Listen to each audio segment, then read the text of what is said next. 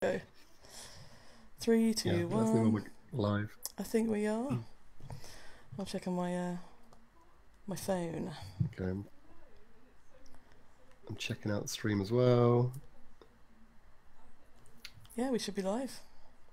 Okay. We've got 11 watching already. It's pretty cool. I'm not seeing any live. Oh, hey, there it goes. Yeah. Oh yeah. We're there. Sweet. Nice. Anti-vegan nonsense of the week. I love that title. And if anyone's got any links in the chat, then you know, of some cool anti-vegan nonsense of the week that they might have seen, then just drop it in there. I've got 3 videos for us to respond to, guys.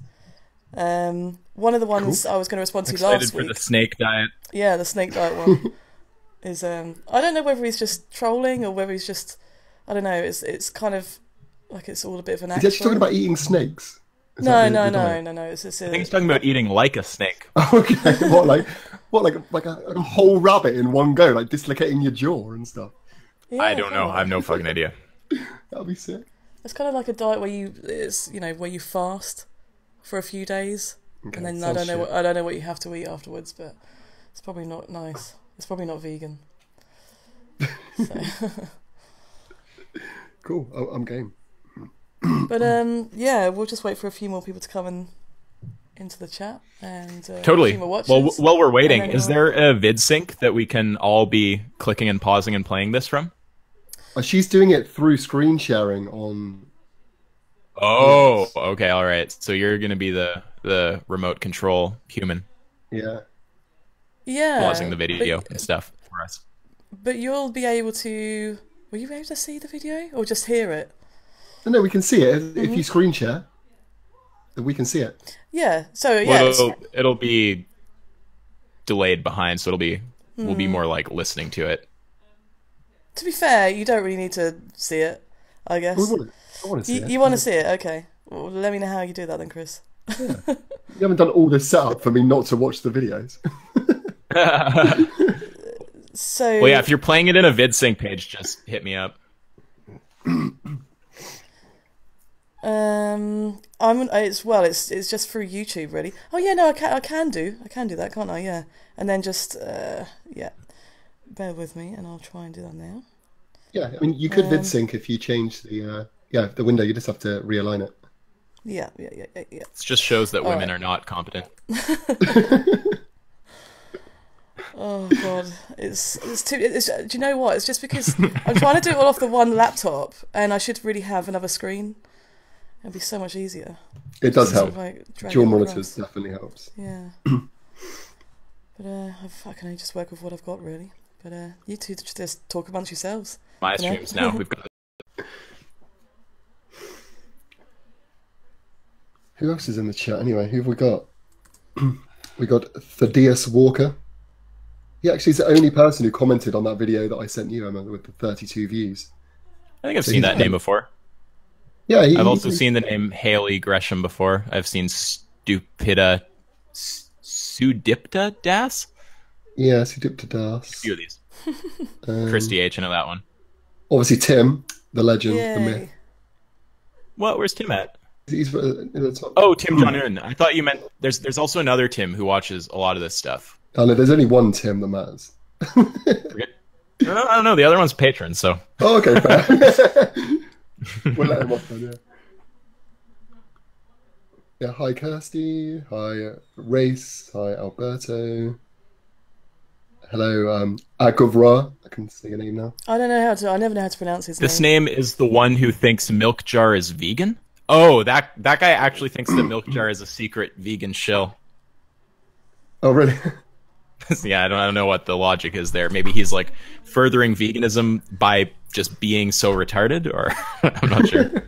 Hey, TKT, that guy is a patron of mine now. Thank you, appreciate that. All the Clarence. So you're up to your Patreon, not limit, but your threshold now, aren't you, Isaac? Oh, there you go. Yeah. Your goal, yeah. Yeah, it's like almost at $900. I mean, I don't know if it's going to stay that high because it was boosted up by a few like fairly large patrons, so it's more stable when you have lots of small patrons than a few big patrons. So we'll see what happens. But yeah, it's like it's close to the second goal that I've set, which is actually $1,000. And once it gets to that level, I can start actually like getting equipment and stuff, and then it would be epic, because then I might be able to just ditch doing avatar videos altogether and just come at you live. I don't do it off my iPhone now because it's just not at good quality. Video's okay, but it's not stable, and the sound is kind of bad, and you know what I mean. Yeah, yeah. No, that's awesome, man. Well done. I'm really happy about that shit, though. People are great. I just started a Patreon. If anyone wants to join, hint, hint. Rewards are huge. Like, I think that people really appreciate when you give something back. It didn't really occur to me. I was treating it totally like a tip jar, but people love it when they get some little like perk out of it. So yeah, what were you finding people are most interested in, like perk wise? Well, I mean, there are obviously always going to be the most people on the ones that cost the least. So just access to Patreon exclusive content. But there are people who do appreciate that shit, like getting a fucking text response or a video response, or having time for like an actual private conversation where we can, you know, work on argumentation. That shit. Yeah, I like the idea of the voicemail thing. That really captured my attention. That was a really good, really good idea. Yeah, I thought it would be good. Can I just give you a one-off payment for that? Yeah, for you, I'll do it for free, Emma. You've been someone who I've known for a while on the tube. You also, I'm sure, have fucking patroned me a shit ton of money over time. So yeah, it's gone down of late because I was $20 a month for like a while. Wow, it was for a bit, yeah. But then I sort of went had a bit of an unemployment for a couple of months, and then but I'm still happy to donate. Terrorism and fired. I thought that she was going to blow the place up. Yeah, basically. Yeah, I'm a terrorist. I'm now I'm in the sync vid now. I am too. Fantastic. All right, so we can all see the snake diet now. This is awesome. Can't wait. This is so exciting. So all I have to do now is just click the right buttons, Chris, and hopefully it should. Okay, and just for the record, Emma, you're the only one who actually has control over the play and pause. Like if I try to play it, so you have to stop if we start talking, kind of thing. I always thought with sync video that everyone could, if you can make them. No, it doesn't. They should make it like that. There's got to be one that works like that, but this one doesn't do that for some reason. Okay. Well, when I press this, I might need to adjust the volume as well because it might be really loud or really quiet. But I have no idea. But let me just transition this video across. Milk jar is a genius. That's a funny comment. He's so weird, isn't he? Did you? I'm still sort of follow Severage or Sverge or whatever you call him, and he does like these videos about he's going to New York to some anti-vegan event in New York. Whoa! It was actually an anti-vegan event. Yeah. Like a gathering. Yeah, I don't know like what it is. How big was it? I don't think it's happened yet. He just keeps promoting it on his channel, like meet me at the anti-vegan something or other. Or just him and Milk Jar. Should we find the video, but on after the snake diet? Oh God. Yeah, why not? Yeah, totally. Right. Okay. Well, let's have a look at the snake diet. Control the shit out of it. And if you talk, then I'll just pause it. Okay. Here we go. Cool. And we'll just make sure we can hear it in the chat as well.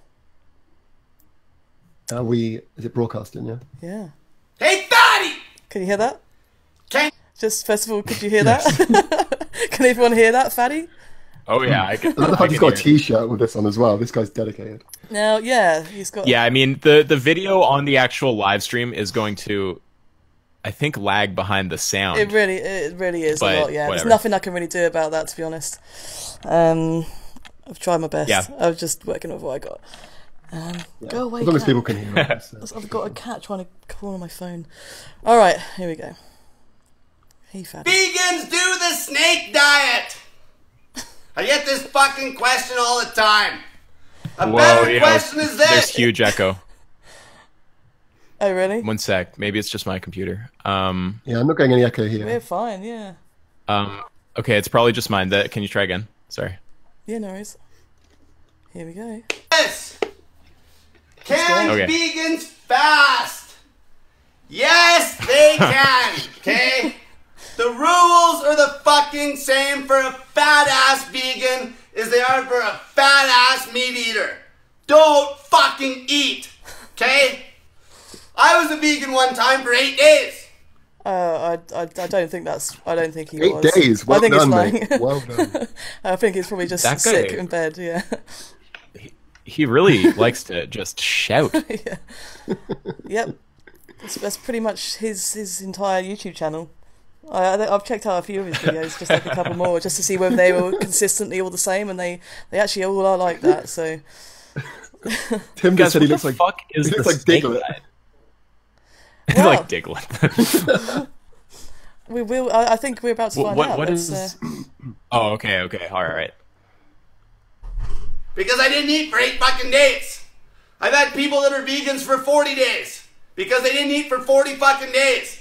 I guess technically they were vegan because they didn't eat any meat. Okay?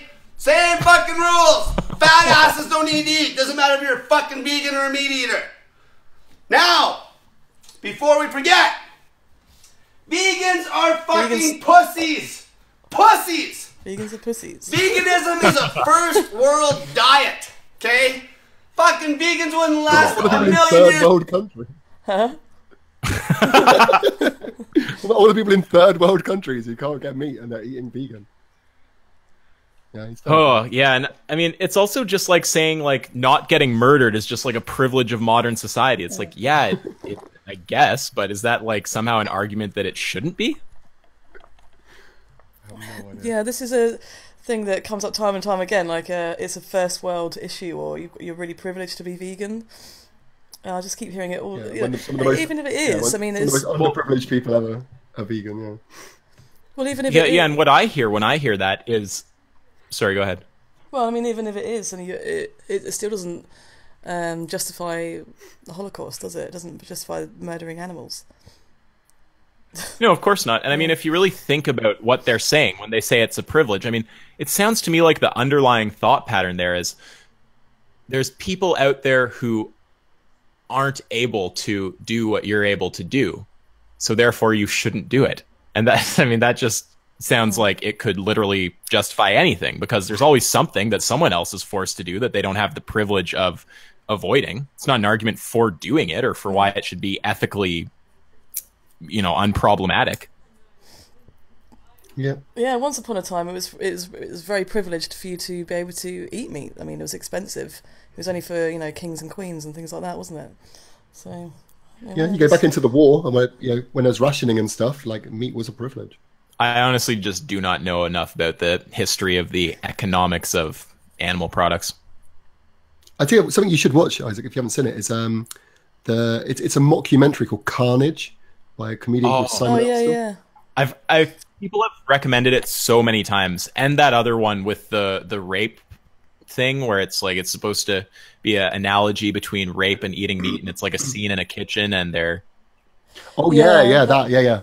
talking. Those two get recommended all the time. Yeah, Carnage is amazing. Like, it actually goes into a bit of the history, and when he's talking about the history stuff, as much as there's a bit of comedy in there, it is pretty factual as well. So Carnage It's definitely worth a watch. is just genius. Only we could watch it on sync video. what's Yeah. your Is it all like? I'm under the impression it's basically satire. It is, yes. It is. Yeah, basically it's based in 2060, where we're looking back on a world that used to eat animals, and then it kind of goes through history and talks about how How we it progressed, started to yeah. eat more meat and how we started to then go away from it. But the good thing is like I said, it actually uses loads of quite accurate historical references within it. So Yeah. what it's saying, as much as it's trying to be funny, it's actually pretty factual what he's saying. Like, everything's true. And to be honest, Okay, like, I've really got to watch that. yeah, the things that it predicts in the future could actually happen. I can see it happening that way, because like it talks about the antibiotic resistance and meat and stuff, and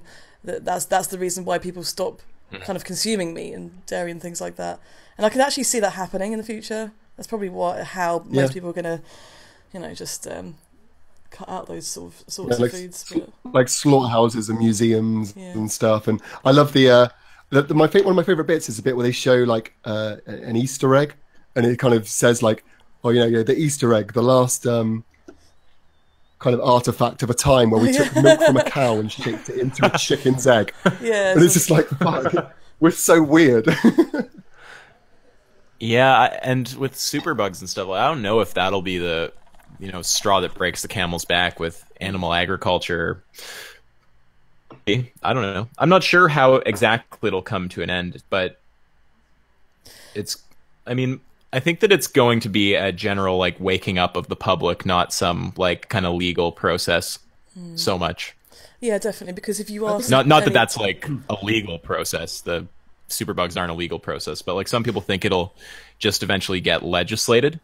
It probably will at some level, but like I don't think that's going to be the like kind of death blow to carnism. Yeah, I think the first thing will probably be just for environmental. They'll probably, it's like China's doing it already, aren't they? They were trying to reduce reduce meat intake by 50%, I think, by 2050, which is pretty crazy. So I'd say maybe the environmental impact will be the first thing to get it going. But to be honest, I don't give a shit what the reasoning is. Just get it done. Yeah, it's weird. I actually do care about their reasoning very much because, I mean, there's like deeper, more important issues than veganism, like just truth, which is fundamental to fixing all issues. And it's like, I mean, I want people and just like valuing morality. That's just like generally important. It's not something that like, so I'm happy to, I still prefer someone who's vegan to someone who's not vegan, regardless of why, but I actually do care that they be vegan for moral reasons. It's important that people care about morality. I think people can just generally connect more with ethics once they're not putting animals in their mouth though. So if you can kind of just get them to that point and then they're not actually partaking, then I think you could probably get them to connect easier. Yeah, well, I do hear that angle because it just it reduces their like kind of I don't know what to call it, just their like attachment to defending it because they're already like one step closer kind of removed from animal products, well, or closer to veganism. And I think when you're not personally thinking about like what am I going to do for supper and like, you know, I want to have my McDicks tomorrow, if you're already kind of not eating it, it's just there's less like internal pressure to resist an ethical argument for veganism in that context.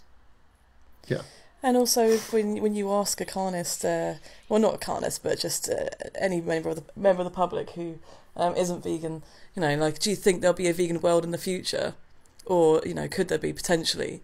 Usually, not all the time, but they'll generally say yes, or at least there should be, and that indicates to me that you know they think it's the morally superior thing to do is to not eat animals products. So if that's what they think, I the bitched future's about vegan, this. then they should probably go vegan now, you know. Yeah, well, I mean, especially if they understand that the reason it'll be vegan in the future is because we'll understand the ethics, or there'll be popular understanding of the ethics. And I mean, I've bitched about this before, I think on stream with you, actually. But I mean, it sucks that we don't have good data looking into vegan beliefs and what, well, I mean, or also just the carnist public's beliefs on veganism.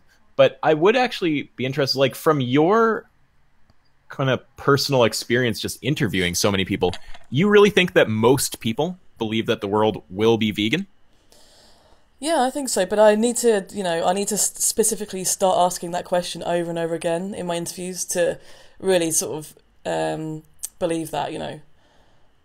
I can't just say, yeah, everyone... I didn't know that was widely but held, but it's totally possible it is. Well, I mean, because most people agree that it is ethically superior and stuff, but it's just they say they can't be bothered, or they're too selfish, or it's inconvenient, you know, like all the practical reasons not to go vegan. So yeah, they do agree with it. And when you talk to someone face to face, it's a lot easier for them to agree with the ethics than on, you know, just over like over the keyboard, or even just like an online debate. It's much easier to get them on your side and to get them thinking about it, I find. Yeah, I mean, the one exception to that is them watching content, maybe, because the thing about, even in a face-to-face interview, there's an element of pressure just of a human there watching you. Like, I think the most often time that people change their minds, even in the context that an interview is what changed their mind, is going to be at home alone later, you know? Yeah. Yeah, the after research. Like, I mean, even if you persuade someone via an interview, they probably don't often on the spot decide to go vegan. You probably see that sometimes, but not like that often. No, because they don't want to be told what to do. That's the thing. They want to go home and they want to feel like they've done it themselves and done the research themselves, rather than someone telling them that you need to go vegan. Do you know what I mean? So yeah, so just one of the advantages to the video format is you're willing to, at least it seems to me like people are willing to have their beliefs contradicted a bit more when it's just some video from some person talking at them in a totally private space where they can just be with themselves and respond to it honestly. Yeah, exactly. Yeah, it's all good. No, I'm not saying one's better than the other. It's just there's advantages and disadvantages. Yeah. I don't know. I just find it easier to talk to people face to face. It's all too easy. Like you're good at it. Yeah. Well, yesterday I was talking about. I'll play the video again in a minute. But yeah, we did a Cube of Truth event in Norwich, and it just seemed like so effortless, so flawless. Like every single person I talked to just got it immediately, because it was just so easy. Because basically they were just watching the footage right in front of them, like all these images coming up, and they just couldn't be ignored. And like, people were genuinely just coming up and asking questions about it and wanting to know more. Like they were asking questions like, "How do you go vegan? How do you do it?" You know, it was just these events so are so good. Yeah, because you just got people. Yeah, it's got people engaged straight away. They just walk past and be like, "What is this?" And then suddenly go, "Well, that's where your food comes from," and you instantly hooked them in. Yeah, it's just yeah. So are you going to say something then, Isaac, or just yeah? It sounded like Emma was going to say something. It just becomes like it's becoming like a script for me now. Like I know exactly what to say. Yeah.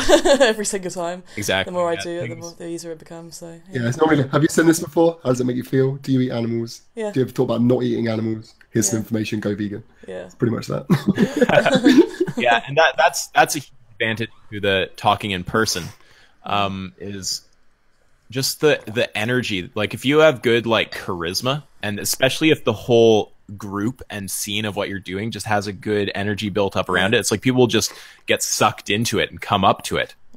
It's a whole sort of like a performance act. It's you know, it's so iconic, and like the aesthetic of it is it really draws people in. And I just think in my sorry. I just think like, you know, okay, I'm James Aspie now. I'm just going to talk like him, you know, and it's going to work, and it does. Like a really calming Australian accent. Yeah. I don't really watch James' videos, but I really like what he does. And I've watched everyone I've ever watched. I've been like, yeah, he's just got very good like communication, persuasion. He totally senses like when he's putting the pressure on and off. Like he definitely is the right kind of mind for those street interactions. He's so calming, just so sort of serene all the time. The ones who I've been thinking are really good. Joey is so good. Joey Carbstrong. Yeah, Joey's great. Paul Bashir. Have you guys seen that guy? Yeah. Of course, we've met him. Yeah. He's awesome. Really good friends with Paul him. runs Anonymous for the Voiceless, which are the cube things that we do. Okay. I think that Emma's even mentioned to me that she's met him before, now that I think about it. Yeah. And Joey and James and Paul, I really like those guys. Have you seen Ed, Earthling Ed? I haven't watched actually enough Ed to know exactly. I don't have a clear opinion on him. I just for lack of having actually explored his content. He's really good. You should definitely check out Ed. I just want to give a shout out to Etienne Alien, who's just super chatted me €2. Says thanks for the great vids. Thanks for the great vids. Go PWP. So thanks, Etienne. Because I always forget to read out the super chats because I keep forgetting that. Yeah, you can you can earn some money from doing live streams. That's way to go. Okay. Should we continue the video? Yeah, go for it. Yeah. The fucking bush if they got stranded. Okay? We evolved to eat fucking fat and cholesterol and fucking meat. That's why we're... What? We've evolved to Yeah, like, eat it's weird cholesterol. because it's not like the kind of stuff that I have a lot of knowledge on. Like, you know, I don't get into that debate about what biological category we fit. It does seem like we have the most herbivorous traits. Like, I don't how we can digest different things, but I'm pretty sure cholesterol is not good for you. I'm pretty sure you don't want to just be taking in a ton of cholesterol. As far as I understand, it's pretty clearly correlated with heart disease. And the studies that say that it's not are not controlling for cholesterol at baseline. And also, Richard said, was it the stream with Oh no, it was the Roman millennial one, didn't he? That when it comes to, you know, we've evolved to eat meat and this kind of thing. Well, show me the point to the enzyme then that we have that actually breaks down meat.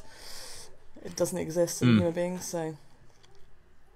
Yeah, I think the other thing that's really persuasive with that stuff is just if we're evolved to eat meat, we don't seem like, I mean, we can't catch animals. We can't like eat them raw. We have to cook them and stuff. So you'd have to be saying that evolution like took place after we started like hunting or something. Like I'm not sure. It just seems a little strange to me. I mean, we only need to sort of live long enough to breed, don't we? So why would we need to eat meat to get to an age for breeding? Doesn't make any sense. Like when you think about it.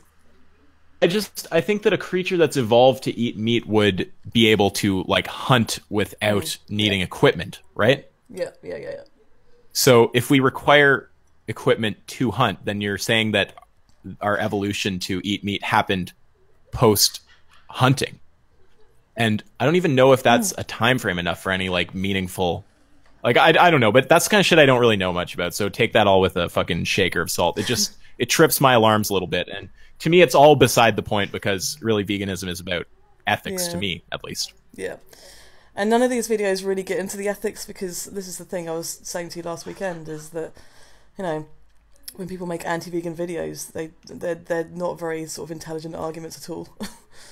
They're just shit like this, basically. So there's nothing good to respond to on the internet as far as no, it's a problem, because the thing is, like, even a really smart person can only create so good an argument for slavery or for the Holocaust or for something like this, right? Like, things can help you, and if you're philosophically quick and you're witty, you might be able to like outsmart vegans just like rhetorically almost, but like once you have a decent enough level of understanding of the vegan arguments, it's not even going to matter how smart someone is. It's like you really can't, for just contradicting your own sense of morality just for personal gain.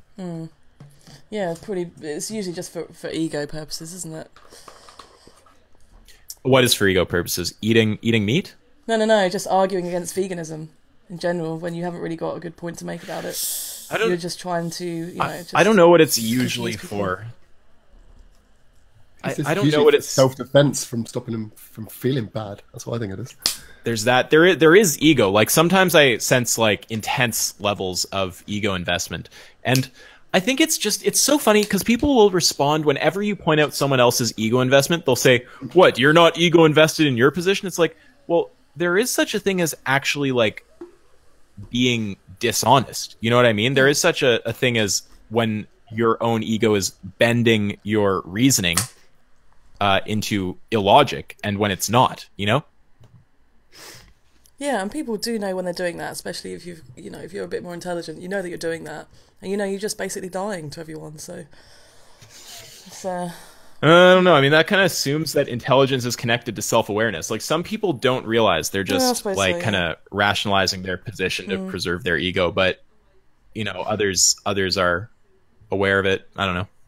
You can be intelligent and not very self-aware, basically. Yeah, I mean, I tend to think that they probably correlate, but it's obviously not a perfect correlation, because there are smart people who definitely lack self-awareness. Yeah. There's definitely more stupid people who lack self-awareness, though, so that tells me there's still some kind of link there. Yeah. All right, let's finish this video, because I don't know. It's goddamn smart. That's why we're not apes. Okay, we came out of the trees, and we want its efficiency. Okay, you get the most fucking calories in the smallest amount of volume. Efficiency, it saves you a lot of time. Efficiency, though. Yeah, just efficiency, though. Time. Okay, you want like high it's funny when they deploy. It's funny when they deploy an argument that could like just justify so many things. It's like, okay, so now whatever the most efficient way to do something is the best thing. That's like what you opt for. It's like there's a crowd of people in front of you. The most efficient way to get to the fucking till is to just massacre them and just walk over their corpses. Like choose the efficient option. We need to add that. Who was it who made it? Nick's made a though list of like every single. Nick Kazmarek, is that? Yeah. I'm sorry if I'm saying it wrong. Yeah, I like that guy. He's also someone who patrons me. His list has gotten so long. We had an amazing one last night. Some woman called Erin, she's mental, was trying to talk about plants have feelings. So I linked her to the plant perception paranormal page on Wikipedia, and she debunked it because black and white photo though. What? What? Black and white photo though? Yeah, there was a black and white photo on there. Whoa! Like, what the hell? Leave it to a page. Look at that. How old is that photo? And we're like, what does that make any difference? What? This is Wikipedia page. Yeah, and I mean, there's context where that's an argument. Like AIU makes the black and white photo argument, but it's completely valid in the sense he's using it, because people try to stoke up racial tension and they bring up like black and white videos of like their photos of KKK. And it's like, that's understandable. Okay, well, because in that context, you're actually saying black and white photo. This is like from a time where like this was actually the case, and you can't find any even like current color photography of anything even remotely like this. You know? Yeah. I can't remember what the picture was. I'm just kind of having a look. It's I don't know. I'm guessing it's it's a guy called Sir I can't pronounce that. Jagdish Chandra Bose, who basically must have done some plant testing or something. But no, apparently because his picture's in black and white, he's talking shit. So. Yeah, I mean, on my very first response on plant sentience, I forget what it was. It might have been called like vegetable genocide, or there was another one, something like that. Killing tomato equals dismembering deer. But I put up those two definitions, and it's really good to understand. It's like there's literally two senses that people talk about plant perception, and one of them is completely scientifically legitimate and just absolutely irrefutably something that's true.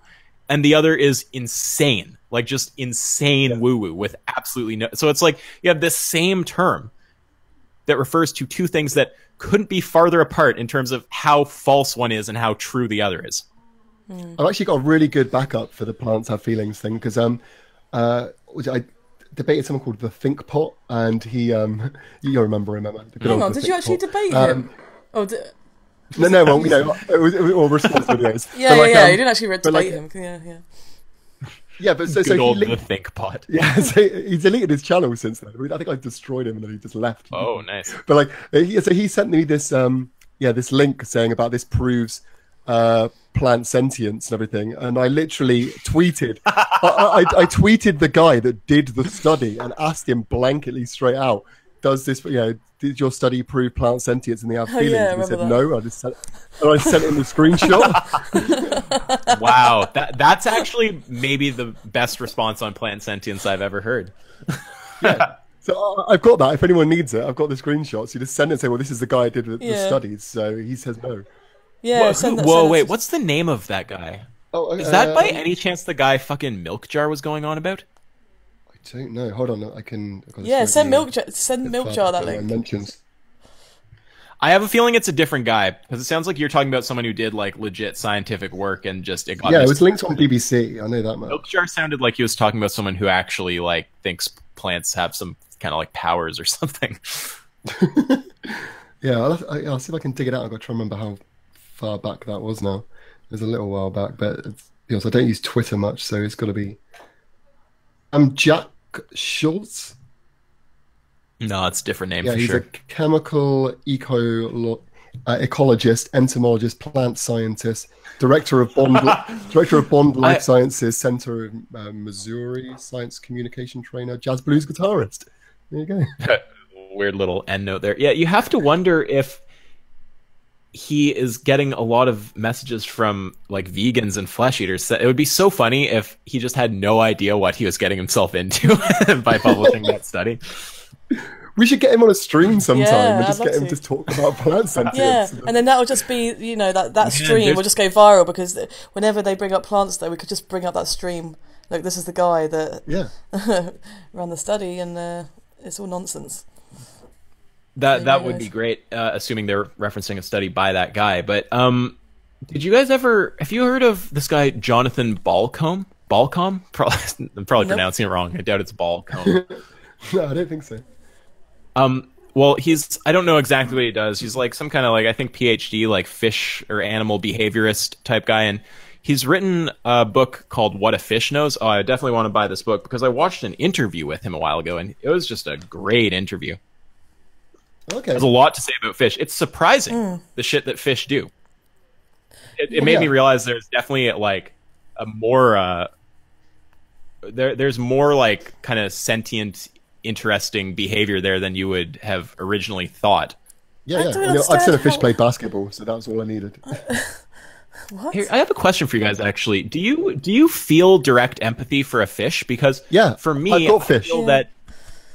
Okay, well, just one second, because what I feel is that when it's a cow or a pig, I empathize very easily, and I am like very easily like, holy shit, I would not want to feel that. That looks fucked up. When it's a fish, I still can feel empathy, but I feel like it's harder to actually like subjectively feel negative seeing a fish get hurt. There's a bigger component of logic telling me it's wrong. And then when you're talking about like an insect, it's like it's very difficult to feel bad for an insect. I don't know if you guys, and it's like largely logic in that case that's telling you it's wrong. I don't know if you guys relate on that or not. It's because a fish isn't a mammal, obviously, and obviously we resonate more with mammals, pigs, cows. Yes. So I guess with a fish, they would experience things in such a different way to a mammal.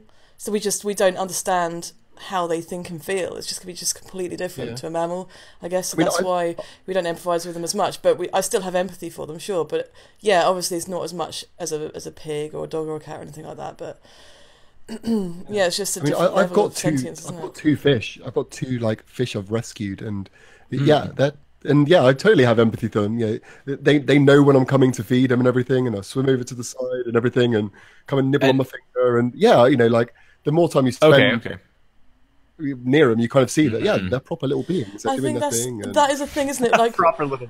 When that is the thing. Like when people empathise with dogs and cats, they don't really empathise if they're a carnist with pigs, chickens, cows.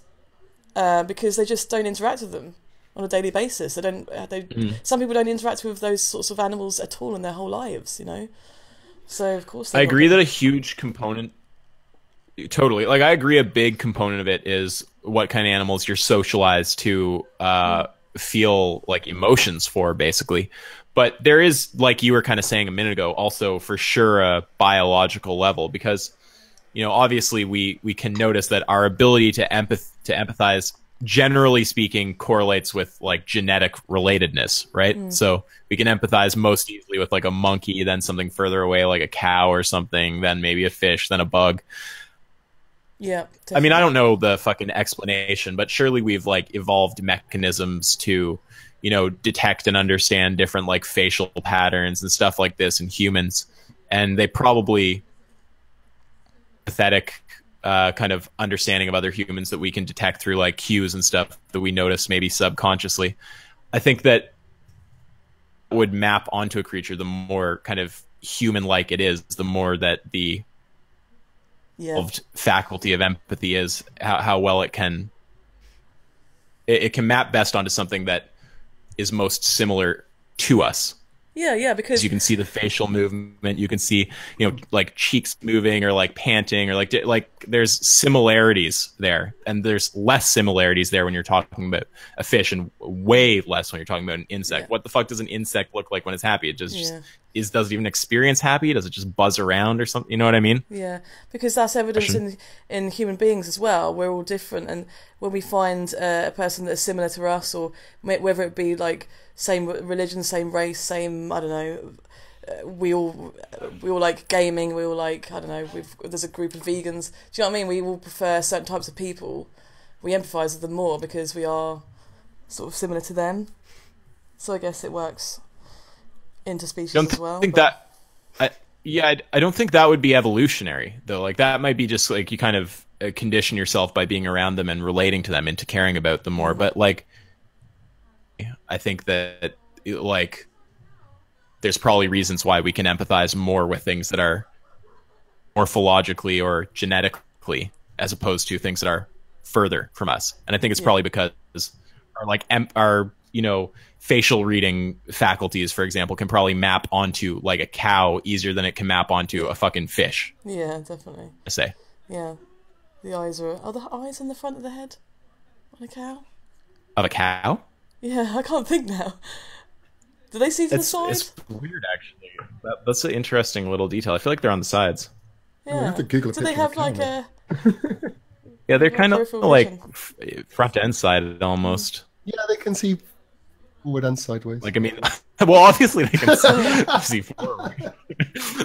No, I don't think you could evolve a creature that like didn't have forward-facing vision. That would be it's because like if you go up to a cow or a horse or a pony, you're supposed to come in sort of like from the side to kind of pat them before, like, don't just go up to them and pat them on the nose because they hate it. Like, you just have to, you know. Yeah, but I think that's more of like a, you know, they see it as a threat if you come in from the front, I think, rather than they can't see you, I think.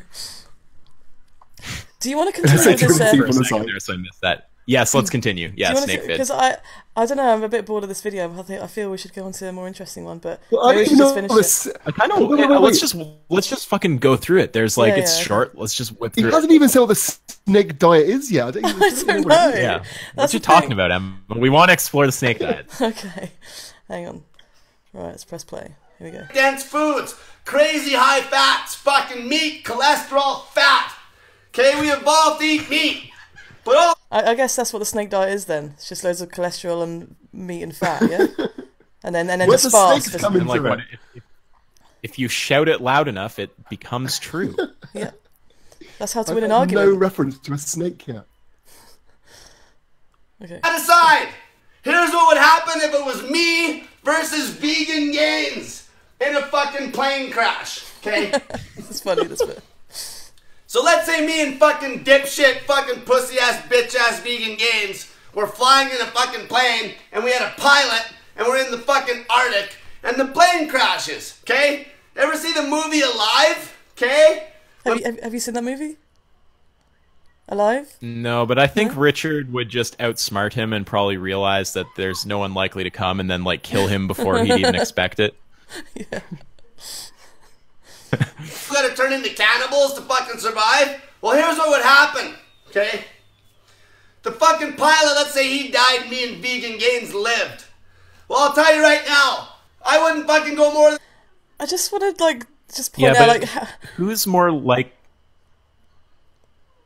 likely to have a fucking, like, crossbow in the luggage bay of the plane, though? Like, come on. And just look at this guy's neck as well. What is it with these kinds of neck? Like his head is kind of like pushed back into his neck, and then his body. He's got no neck basically. I don't know if that's true. Does he have no neck? I saw a guy with a really long neck the other day. Yeah, I did. Yeah, that SJW. Was it was it AIU who was responding to him? Yeah. Was it an Antifa guy? It was definitely Sargon. Yeah, it was the guy who was arguing for Antifa on some... I've already forgotten. Yeah, it was like the title was like Human Draft Response or something. Was it just the other day? When did it come out? I haven't seen that one. It was quite recent, I think. Oh, okay. I don't know whether it's... I mean, that was the longest neck I've seen. Could be in the land before time. Well, I mean, if this guy is promoting the snake diet, surely he should have... I don't know, I feel like he should have a longer neck. Maybe it's just really short. It doesn't look snake-like. Maybe he has all neck, but he's just eaten like a buffalo or something, and that's why he's bulked out the inside like a snake. Do short people have shorter necks? Is this I'm fairly sure this guy. I'm fairly confident that he's quite short. Yeah, would you agree with me? Or is it just? Yeah, like short and stocky. He seems like He's not even as tall as the whiteboard. So. Okay, let's get this video done. It's just fucking 12 hours. Fucking starving to death, and I'd be chowing down on that pilot faster than you could shake a stick. Okay? I'd be fucking chowing down on that pilot's ass cheek while vegan gains is freezing cold, fucking being a little bitch-ass crybaby because he doesn't eat meat. And then you know what I'd do? After about a fucking month of fucking chowing down that pilot, then fucking vegan gains would be dead by that time, and I'd eat him. Okay? I'd turn vegan gains into poop. I turn him into fucking poop. Okay? That's what happens to vegans in the world. Powerful logical argumentation. Logic. Turn you into poop, though. I don't know. I've actually looked up what the snake diet is because I don't think he's going to explain what it is. But basically it is open-ended fasting. And apparently he experimented on himself to the extreme extent with his 30-day McSnake diet, where he only ate one meal a day of only McDonald's. Wow. Okay. Oh my. Okay, let's fucking kill this video. Yeah. Vegans are I don't fucking think he's going to pussies. explain what it is. No. And I'm not fucking talking the ones that are maybe forced to be vegans against their will by their fucking girlfriend. I'm talking people that can't eat meat. If you can't eat meat, you're a fucking bitch-ass pussy. We evolved to eat fucking meat, okay? Can eat or won't eat? What does he mean? Yeah. If you don't agree with me, you're a pussy. Another. That's everything. That's the fucking facts. Vegans can do the goddamn diet, but they're still pussies. Get that fat in ya! Get that fat in you. You heard the guy. Get that fat in you. Get that McSnake diet. Get that McSnake into you. Yeah. Well, if Alright, anyone what's wants next to on the docket learn now? more, facebook.com/freestyle fasting. His logo's quite cool as well, like just a fork with a snake wrapped around it. Yeah, I mean, I like his logo, but yeah, he just shuts. Although, to be fair, he has got 929 reviews on Facebook, 4.9 stars. Oh, right. So the diet works then, does it? I don't know. He's got like nearly 7,000 people following him on Facebook, so It's pretty I popular have guy no then. idea. I wonder if he does Facebook live streams as well. Don't know, he's got lots of before and after pictures of people, but you can't always believe. Has he got that, any of so- himself? I don't know. It's the most important point. Um, I want to know what he looks like. I don't He know, looked like probably before he did somewhere. this kind of diet. I mean, I don't know. I don't know if I can say that he's in good shape or not. I can't really see what he looks like. By the looks of it, it's just like if it's just intermittent fasting, it's Yeah. just that's it, isn't it? Like, why is it called this? I guess snakes. Maybe it's like intermittent a rebranding of intermittent fasting. Yeah, I think so. Anyway, he's a dickhead. Let's move on. I'll just queue up the next video. So just talk amongst yourselves. But this next one's pretty good. It's got a few more sort of like non-stupid arguments in it. But it's pretty much the same kind of daft kind of like I can't be bothered to be vegan or vegans are. Well, you'll see. But Yeah, I'm down. Yeah, well, we'll see if the chat has anything to say. Well, Tim's saying we should Questions. Diglett again. Put an image of Diglett next to Snake Guy. Is there any? Yeah, I'm trying to think if there's any questions. I remember Doug Trio. Yeah. Good old Doug Trio. There's a lot of names I don't know in here. Hey there, guys. What's going on, Zendu Nation? Welcome back to another. sorry about that. That's all right. Did you guys hear that? Yeah. I Oh, can hear it. cool. Yeah, but it's not in the video sync window for me. This is what I'm trying Are to queue it up, but it's Are you not. playing it on YouTube or video sync? Well, I've got it on the video. Oh, so sync why we're not queued up, vegan? but I guess I need to close one down to show the next one. I'm not sure. So it's in the playlist. You know, let's just make a new video sync window. It's better to program a playlist beforehand. Okay. Let's do that then. Okay. Christie's asked if you're going to talk about philosophy. Did you Yeah. want to go down that hole? Friend, we can go and debunk. I want to. Called me a moral objectivist using a different definition than I use. So either he's using a different definition and making an irrelevant point, or he's using the same definition, which is the ontological definition, and he's incorrect. So you're either off topic or you're wrong, and neither look great. Okay, done. Debunked. Well, I mean, he has also he posted a whole response. It's a pretty brutal failure, but he has arguments about how he thinks that I'm excluding premises. I don't know. We can go through it at some point if you want to. I see the link though from You got it, yeah? Emma Are right you in? there. Oh yeah, you sent it to me as well. Yeah. This one's from the Zen Dude show. They're two, Yeah, I just in conversations like that, it's like when people can't keep pace with me when I'm talking and they're just saying stupid shit, I just lose it. It's like for it. Okay, join. Okay, yeah. I didn't catch the last bit of what you said there. Sorry. It's trying to give me a. Oh, I just said in conversations like that, when someone like can't keep pace with me when I'm talking, and I'm just asking like a simple question, trying to get an answer, they're going off topic and avoiding because they know if they give the answer, they've lost the whole fucking point. Yeah, it's so annoying. I have a hard time. I know, it's infuriating. So you just keep asking the same question over and over, which infuriates them more because they're like, "Why are you asking the same question over and over again?" It's like, "Well, you're not giving me an answer." So yeah, it's this simple. When I'm talking about objectivism, I'm talking ontologically. I'm talking about whether you believe that morality exists independently of subjective experience. Do you understand that I don't believe that? And he just starts going off in some direction. It's like, whoa, whoa, whoa. Just slow down. I do not believe that morality exists independently from subjective experience. Do you understand that I am not, ontologically speaking, a moral objectivist? Goes off in some direction. It's like, whoa, whoa. And it's just like repeat over and over because he knows once he concedes that point.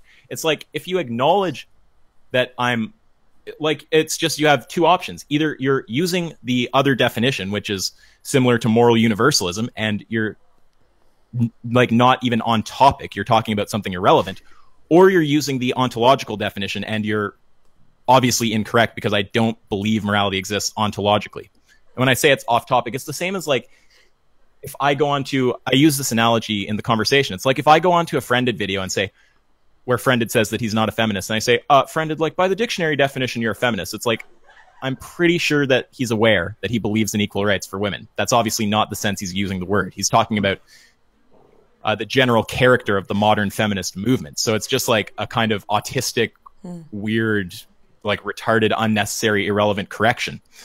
So it's either that or he's just incorrect because I'm not ontologically an objectivist. So I don't really know how to break it down any more simply than that. We can go through his response piece if you want, and I can do it point by point, but yeah, I haven't actually looked at it. It will be long and boring, but yeah. You want to crack into this video, or did you guys have something to say there? Well, I haven't actually looked at his... Really. I haven't actually read... Was it a written response then, or a video? Yeah, it's on his forum, wasn't it? Yeah, it's a written response. Okay, yeah, I haven't actually looked at that yet, so I don't know anything about it. I just heard... the first time I knew of this guy was last night when I had the live stream there, so... Yeah, I mean, he doesn't comprehend what I'm saying, and it's just evident. And he represents a kind of thinking that I really don't like. I mean, philosophy, ideally, should help you develop razor-sharp common sense. It shouldn't bog your own thinking down with unnecessary complexity. And that's what I see with a person like Philo. Yeah, that's a good point, actually. It's like it's not complicated to understand. For me, the qualities that I value in thought, I value conciseness. I value clarity. You know, I value common sense thinking. Yeah, do you think, like, with philosophy and stuff like that, then, that it should sort of ground you to sort of like a sort of center point kind of thing? Yeah, if you're learning philosophy and it's making it harder for you to understand things, then you're not learning philosophy right. Yeah, that's how I feel about it anyway. Well, I don't really know that much about philosophy, but that's, I mean, surely, you know, it should be just common sense, you know? It should be enough for...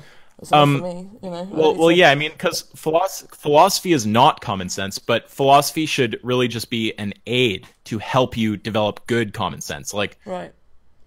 Philosophy shouldn't make your thoughts become just unnecessarily cluttered and complicated. It's like, that's just putting you into some weird little esoteric camp where you're just going to communicate with other philosophical people. Like, I mean, you guys have seen me in those discussions. It's like, I don't have a problem going to those philosophical levels when it's necessary, but for me, I fucking avoid that shit like the plague. I mean, I always opt for the smallest word that I can choose. For example, that's just one rule that I use.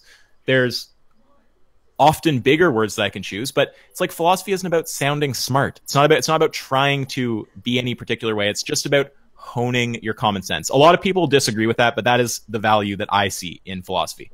What you ultimately want to do is be able to just think clearly, and philosophy will help you with that if you learn it correctly. That seems to make sense. Does it all kind of interact? It should sort of like interact all together as well, like a kind of some kind of... Sorry, you cut out.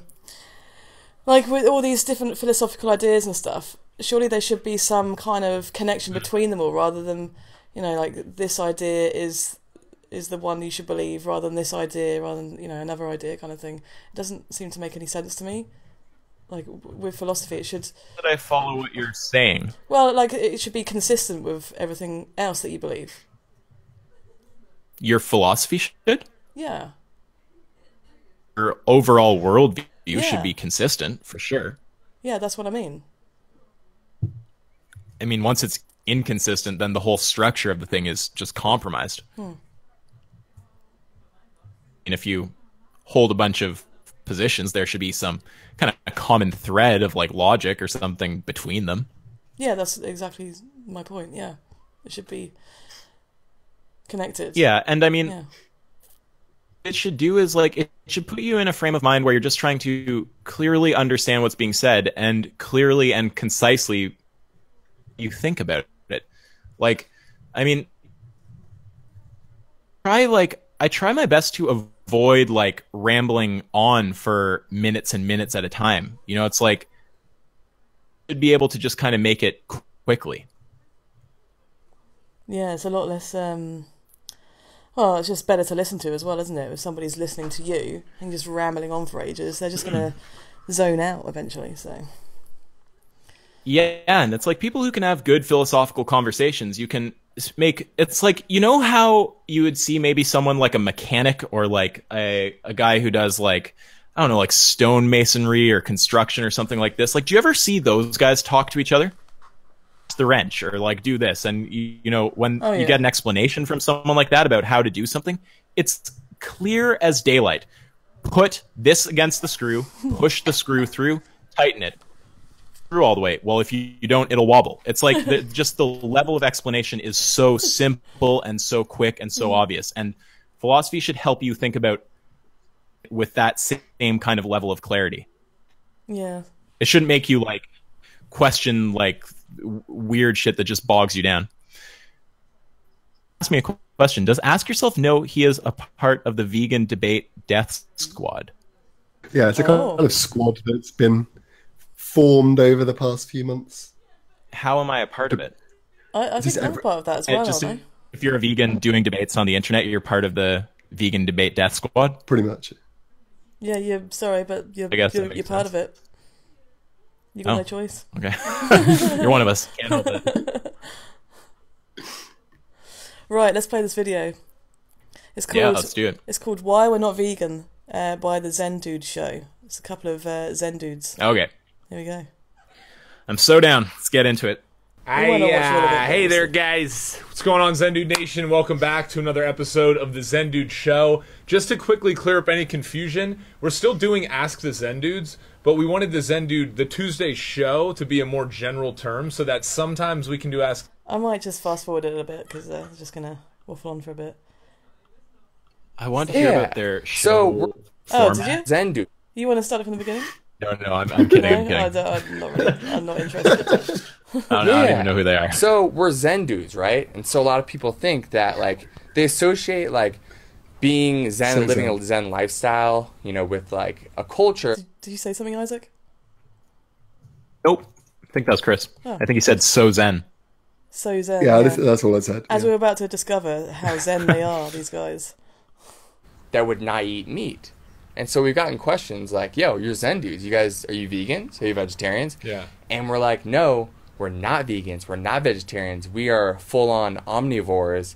And this episode is kind of explaining our reasoning for why we live this lifestyle and sharing with you guys some benefits, some positive, negative effects of like, eating different... It's really...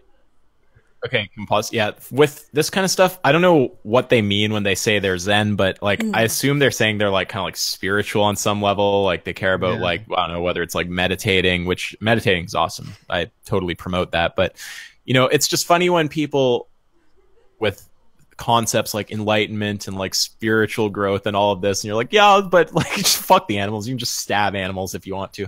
It's like that didn't sound very spiritual. Did you see Joey Carbstrong's video when he went around the spiritual fair? That was amazing. No, that's a hilarious idea, really. I was talking to him just a bit the other day. We need to do a stream soon. Yeah, really?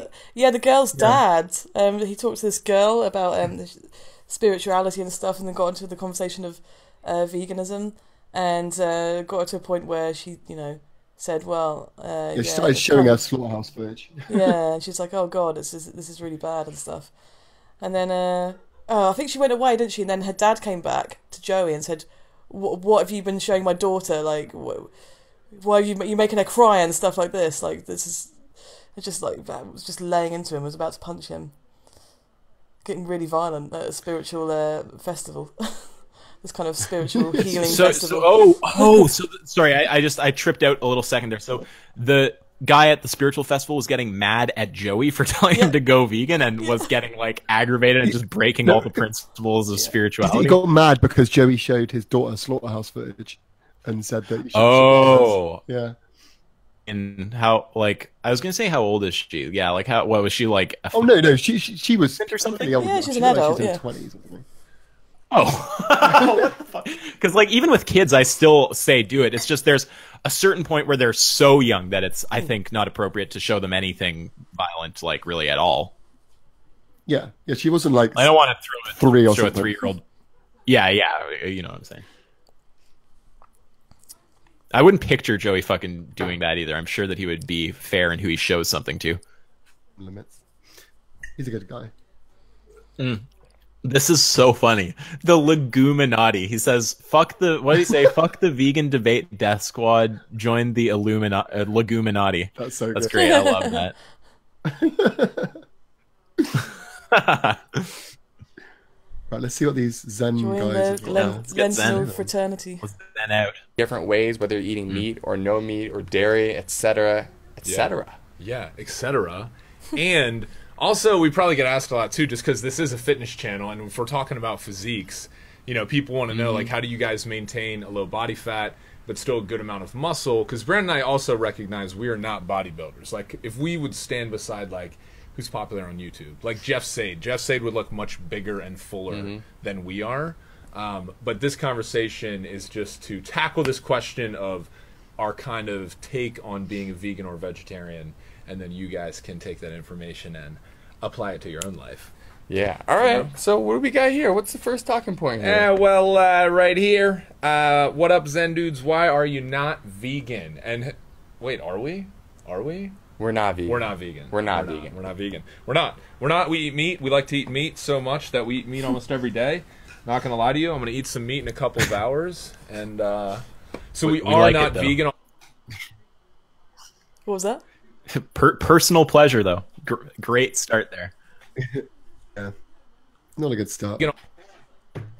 No, and again, it's like we like it. I like it. It's like that is just an argument that justifies anything. I wish the first question was something like, guys, what do you think about pigs in gas chambers? That would be a bit more exciting. Yeah. Guys, something tells me they would probably pass that one over. How do you feel about exploding fish's eyeballs out of their head by trawling the oceans? Like, very ethical. How do you feel about putting baby chickens into a blender? Yeah. I'd have been such... Or a gas chamber. People need to have these questions, though. It shouldn't just be like, why, are you vegan? It should just be like, why are you supporting death? Well, and when you can form an argument for your position that's as simple as, should babies be put in gas chambers? I think everyone would get on the same page, but apparently humans can be a little ridiculous. Yeah, it's really weird. Who agrees with the baby chick mincing, really? Does anyone really agree with that? It's just so obviously not ethical. It's so fucked up. It's funny that anyone would think that's appropriate. I wonder who the first guy to come up with that idea was. Yeah. Imagine someone who's designing that machine. Like, just designing what you did. Just designing a machine to mince up baby chicks. Oh, cool. Yeah. Have fun. You guys want to have him on? Yeah. Well, Joey said he was going to do a stream with me soon anyway. So, yeah, grab him on. Okay, yeah, I'm just going to send him the link. Just tell him we're in, because he knows me and Emma anyway. So. Who's that? Joey. Oh, Joey, cool. Joey Carbstrong. Cool. We're not going to fucking invite some rando onto your stream. Who are you bringing onto my channel? Who the hell is Joey? Who the hell is Joey Carbstrong? I don't know. Never heard of the guy. He's been to my house. Watch some more Zen dudes. I've fed him. Okay, let's put Zen dudes on. Vegan? You did it for like 2 months? I gave it a solid 3 weeks, Dan. give it a solid 3 I was weeks. giving you the benefit of the doubt, dude. Yeah. I didn't know. I honestly don't remember. Yeah. Well, I think my experience with like trying to go vegan is basically a perfect example of why I don't follow that lifestyle. And in this conversation, we're going to cover everything from like the potential benefits of going vegan, and also the benefits of eating meat, and talk about the ethics a little. Yeah. I also think that just this is what's coming to my head right now. Guys like this who are into fitness, I wouldn't be surprised if they tried veganism for health reasons and didn't actually have an ethical understanding. And I think that is a big reason that we have for the recidivism rate from veganism being what it is. Yeah, yeah, totally. Because so many people people who go vegan for ethical reasons are, I'm sure that when we do research, we'll find this, more likely to stay vegan. Absolutely, yeah, 100%. Because if you go for the health thing, you've got nothing like there to to stop you slipping back. If you're like, oh well, I want a cheat day, it doesn't matter because it's just for it becomes like the same kind of thing as like how likely is this person to like keep going to the gym or something like this. You know what I mean? Yeah, yeah. It's not like how likely is this person to maintain an understanding that it's wrong to just stab. Yeah. Yeah, I totally agree with that. I think, I don't think we need, I don't think we need a study for that. I think it's, It just reminds me. I don't know many people that have gone for the ethics and gone back. Yeah, the other day I was walking home from work and I just had this, the smell. I was just walking past all these restaurants and I smelt like the smell of like battered fish or something, or some kind of seafood, and I just used to love the taste of that stuff and the smell. It was just like it was just like amazing. But I would never eat it again, and not a million years, because I know there's perfectly good plant-based options that taste exactly the same. So. Emma, how long have you now been vegan? Nearly 4 years, so it'll be 4 years in January. Roughly. And do you find that the smell still appeals to you? Not only with fish, like just not, but not really the meat. No, especially not like stuff like bacon. I can't stand it. I can't stand the smell. It gets the smell most of the time isn't the meat though. It's just the seasoning. Yeah, the smell of the cooking. The smell of the cooking is the smell of burning flesh for sure. It depends what you're cooking though. If you're cooking something with a lot of herbs and spices, you're going to get that rather than the flesh. Well, I think the part that's grossing us out is definitely not the herbs. No, the herbs aren't. Maybe I'm missing the point. Like I'm just saying that it's a little weird because I don't know if you guys will relate to this. I find that the foods that I see often, like that you smell bacon all the time. You're like at some place in the morning and they fry up fucking bacon, or you're like out for breakfast and there's people with bacon. Like bacon is just especially in fucking Canada. I mean, you're going to smell bacon over here. So I find the things that I've smelt a lot of since going vegan, and I've like had a lot of kind of reference experience of being like, there's that smell. Oh yeah, that's a massacred Holocaust corpse. Like those are the kind of things that the smell seems to not actually on a like just a literal like visceral level even make me feel desire for the thing anymore. The only time I ever feel desire for flesh from smell is when I'm not paying attention and I smell some type of animal product that I have not smelt in like a very long time or something. Haven't smelt it since going vegan, and the only memories I have associated with it are positive. You know what I mean? Yeah, totally. Okay. So I mean, anything. I don't know. Say someone cooks up like gammon. I haven't had gammon for years. You might go, "Oh, what's that?" Yeah, like what's that? Just or like something, just some weird shit you don't see a lot of that you used to like tandoori chicken or some weird shit like that. I don't know. I mean, I had that once with fish and chips. Just things that you don't smell as much of. That you haven't had time to like get used to like associating that smell with what it actually is. Yeah. Also, I find now when I smell bacon now, it actually is gross to me. Like I feel grossed out by the smell of bacon. Yeah, same. I think it's just because it really makes your clothes really smell as well. Anything that makes your clothes smell just lingers. Ew. It's probably not worth putting in your body. I mean, it's going to be. Yeah, it's disgusting. It's fucking gnarly. You guys ever work in fast food? I know you have, Emma, but you did vegan stuff, right? Like, have you guys ever done fast food, like greasy fast food, like fucking Arby's or Tim's or whatever you have over there? Yeah, I used to work in like Burger King when I was 17, 18. You know what I'm saying. What about you, Chris? No, I never worked with food at all. So gross, man. Like, honestly, just this is what it reminds me of when you're talking about bacon and the smell and just it clings to you. Like the grease in the air from working in some of those places with just fryers and just frying all these animal products and frying like cheeses and just cheesy grease fumes. Like it'll fuck your skin up so bad. It gives you like acne and shit if you work in a place like that. It's just gross. You smell like it. It's fucking gnarly.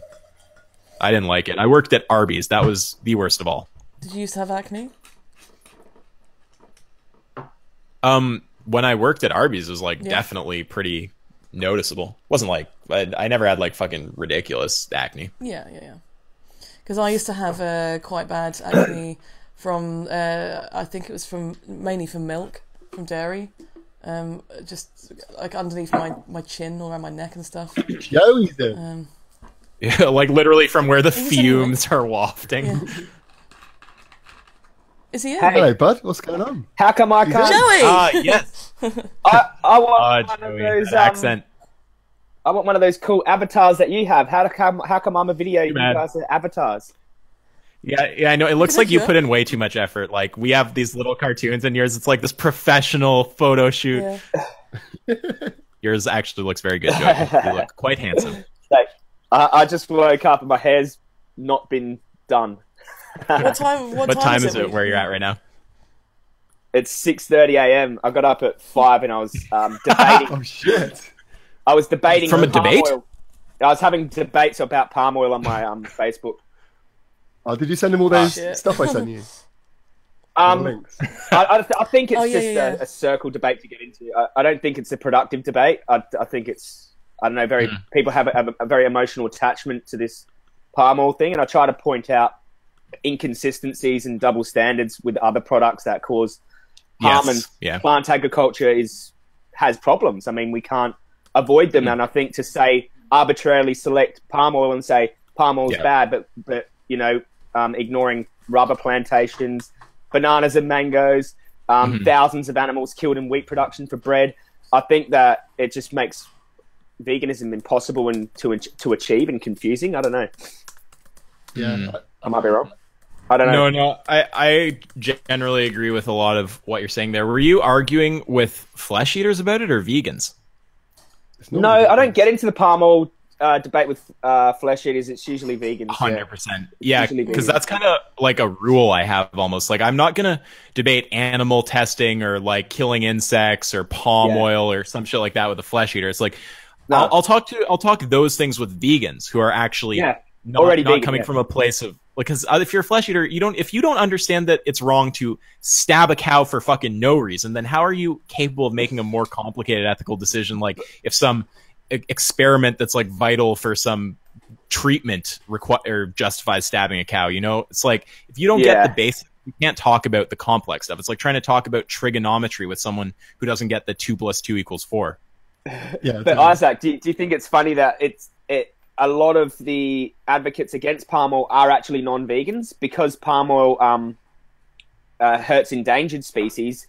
Non-vegans are more likely to gravitate towards the cause because chimpanzees or orangutans and tigers, but they've got a steak on their plate, which I think is quite hypocritical to say the least. Yeah, I pissed a bunch of people off once at I came out to a University of Guelph event and they had some kind of like environmental thing and they were serving animal products, and I just raised my hand and I was like, isn't it kind of like massively hypocritical that we have a table filled with just environment destroying animal corpses when we're talking about how to save the earth? Oh my god. They wouldn't have liked that. And yeah, with palm oil, like I don't know if I've ever even talked about that on my channel, but it seems to me that targeting palm oil specifically doesn't even make sense, because even if somehow you get a successful boycott of palm oil off the ground and everyone's like, we're never buying palm oil again, it's like, okay, well now you palm oil economically unviable or inviable, for the word is now about palm oil as the fundamental issue necessarily. The thing people don't realize about palm oil is it is the most sustainable of all the oils. So if you boycott palm oil, they're just going to replace it with something less sustainable, and like rapeseed oil or something, and cause more damage. So but Chris, what are they going to do with the animals that have set up shop inside the palm oil plantations that have been there for 50 years? There's wildlife in there. Are they going to destroy the palm oil plantations, kill more wildlife, and make way for canola oil? Joey, I feel like you've become more sassy lately. What? Nah. He's always been this way. Really? I didn't detect it originally. I've become less sassy. I've become less sassy. Really? Okay. I became more, that's quite a statement. Yeah, but I think it's coming out a little bit more like recently. But usually, in my past, I was a lot more sassy, wasn't I, Emma? Yes, indeed. Do you feel? Yeah. You're a lot more professional now. Yeah, you don't swear. Yeah. You try not to swear now. I just think that sometimes just the tone you have when you're like so aware of why an argument is bullshit and you just throw some like sassy little mark at them, it makes me laugh like every fucking time. You do some great faces as well. Like I've got a bit of footage from the vigil that we did where you showed the policeman the cows in the truck, and you kind of show him and be like, "Looks like your dinner," with a little smile, like. Yeah, you almost start kind of like trolling them, but you're kind of trolling them in a like laugh with them, not at them kind of way, so it still works. Yeah. I think being lighthearted when you're talking about something serious is important. Like, you know, if you're going to tell someone the truth, you better make them laugh. Yes. So like being Totally. lighthearted when you're talking, it sort of breaks that barrier, especially when you're on the streets talking to people.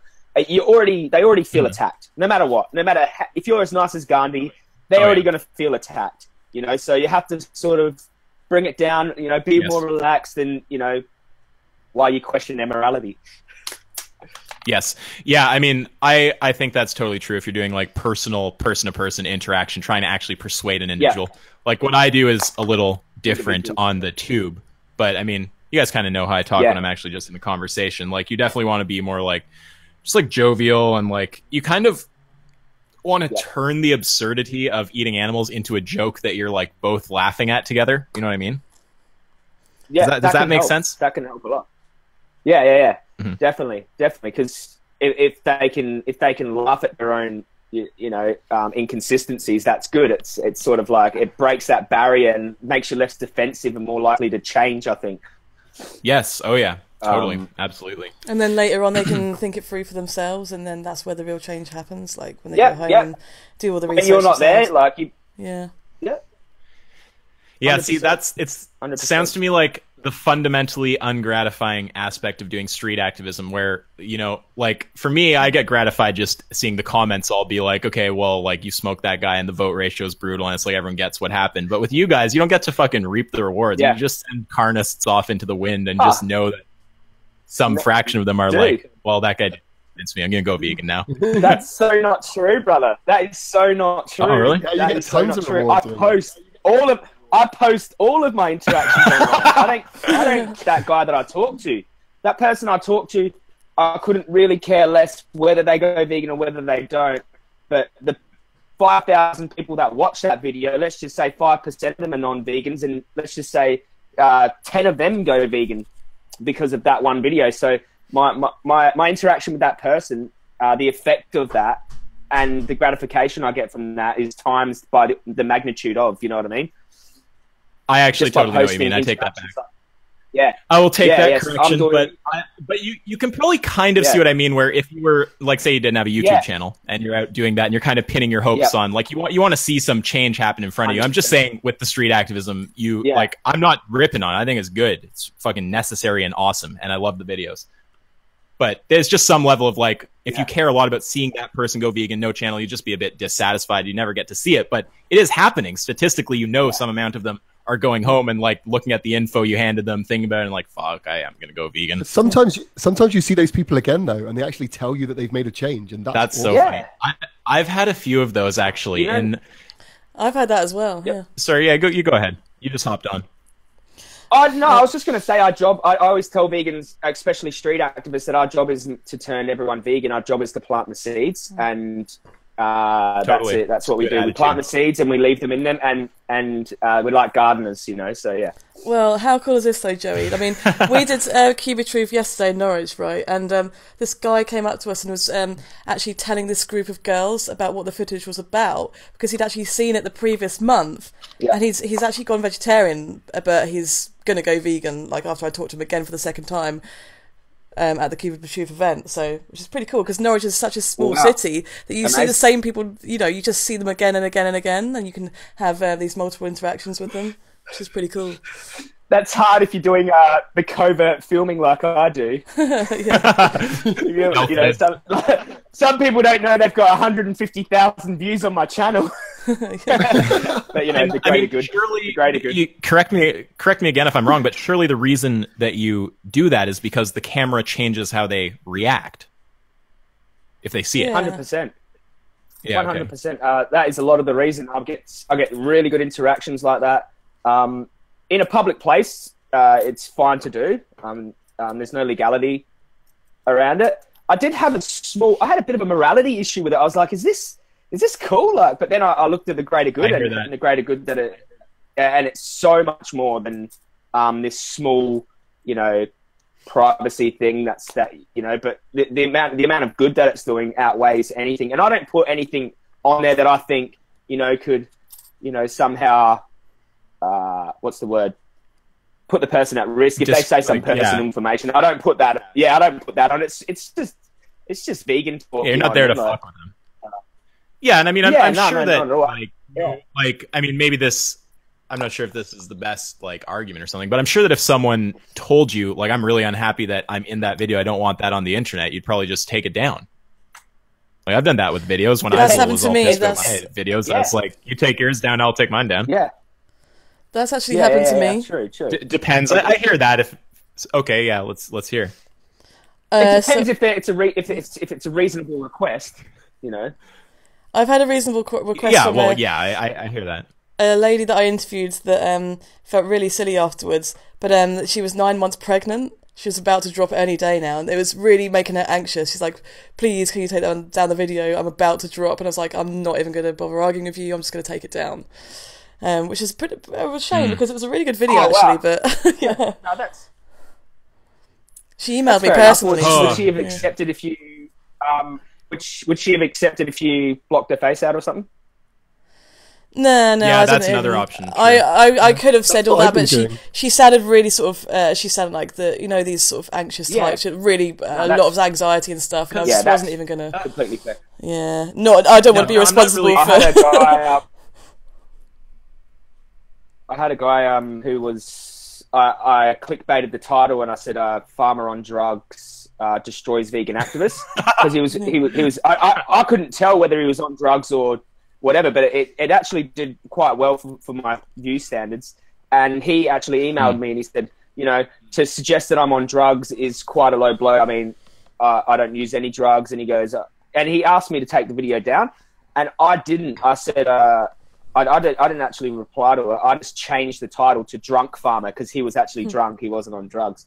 But the reason I didn't is you weren't trying to take a jab. It looked like he was fucked in some way.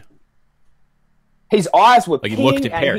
And you know that conversation was that conversation was so loud everyone could hear it. He's like walking up to activists, jumping around. Like, come on, mate. Oh yeah. There's cameras everywhere, dude. Like, you think that you're not going to get put on the internet? And it was a completely harmless discussion anyway. It was quite funny. He sounded a bit ridiculous. It was nothing bad. So I was just like, you know, I thought about it, weighed it up, and I thought, nah, I'll keep that up. Yeah, is there actually a legal issue, or is it just a courtesy thing? Like, is it actually illegal to put up footage filmed in public of someone? Even if it's stealth filmed, no. Even if it's a direct conversation with that person. Officers. You can film like I don't police officers. Yeah, because I don't understand. CCTV, yeah, the CCTV all throughout where I. Oh, sorry. We've got a bit of a time delay here. It's a bit hard to tell. Yeah, I know it. And for the chat, they're all like, "Why do you keep cutting in on each other?" It's like, well, you can't tell that you've cut in on someone until you've talked for a second, and then you realize everyone is speaking. Okay, Joe, you go. Any thoughts on that, Chris? On me? Okay. No, I was just going to say, I think because there's CCTV running 24 hours a day through the city centre, people are already getting filmed. They're already getting filmed. Police officers can be filmed. You can film a police officer without asking, and that is like, they're like the authority, and you can just start filming them.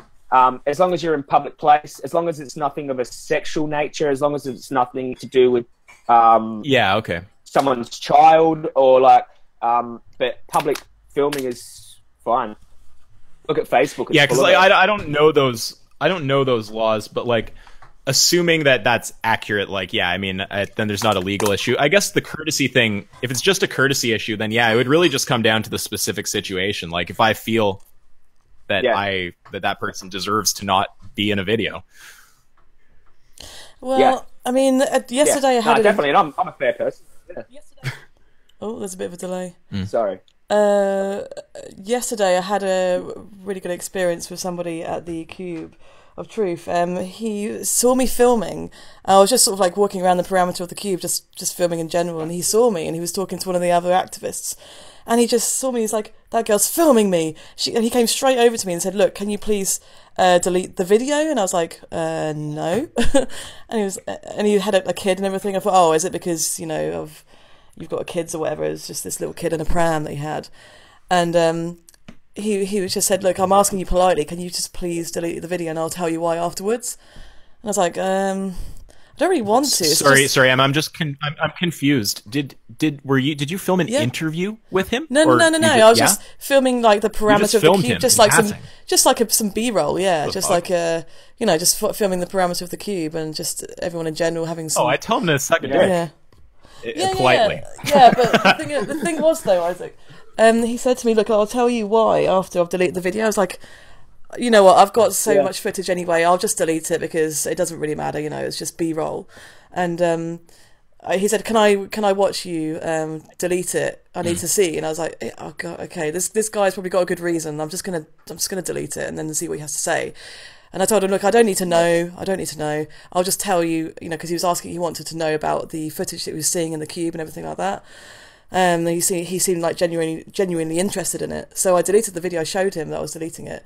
And afterwards he said, "Oh, thank you very much. The reason I asked you to delete the video was because, I can't remember, it was 15 or 20 years ago, he lost his job. His life was like on the rocks, basically. He couldn't find another job. And he started his own business. And his business was actually trading meat to like restaurants and stuff. And the reason he didn't want to be filmed is because he has all these contacts and stuff. He doesn't want people to know that he was interested in veganism. And he actually took the AV card. He wanted to follow up on it. He said that it makes total sense to me. Like, I only see like the final product, the meat product that goes to that I supply and stuff. I didn't know that all this other stuff existed behind the scenes. And it's genuinely shocked me. And I'm going to look into it. I don't know whether he's going to actually go vegan. I told him, "Look, you can still be vegan and do what you're doing." But I planted the seeds there that there's enough momentum now in the veganism. Like vegan food products and stuff. There's such a massive boom going on at the moment.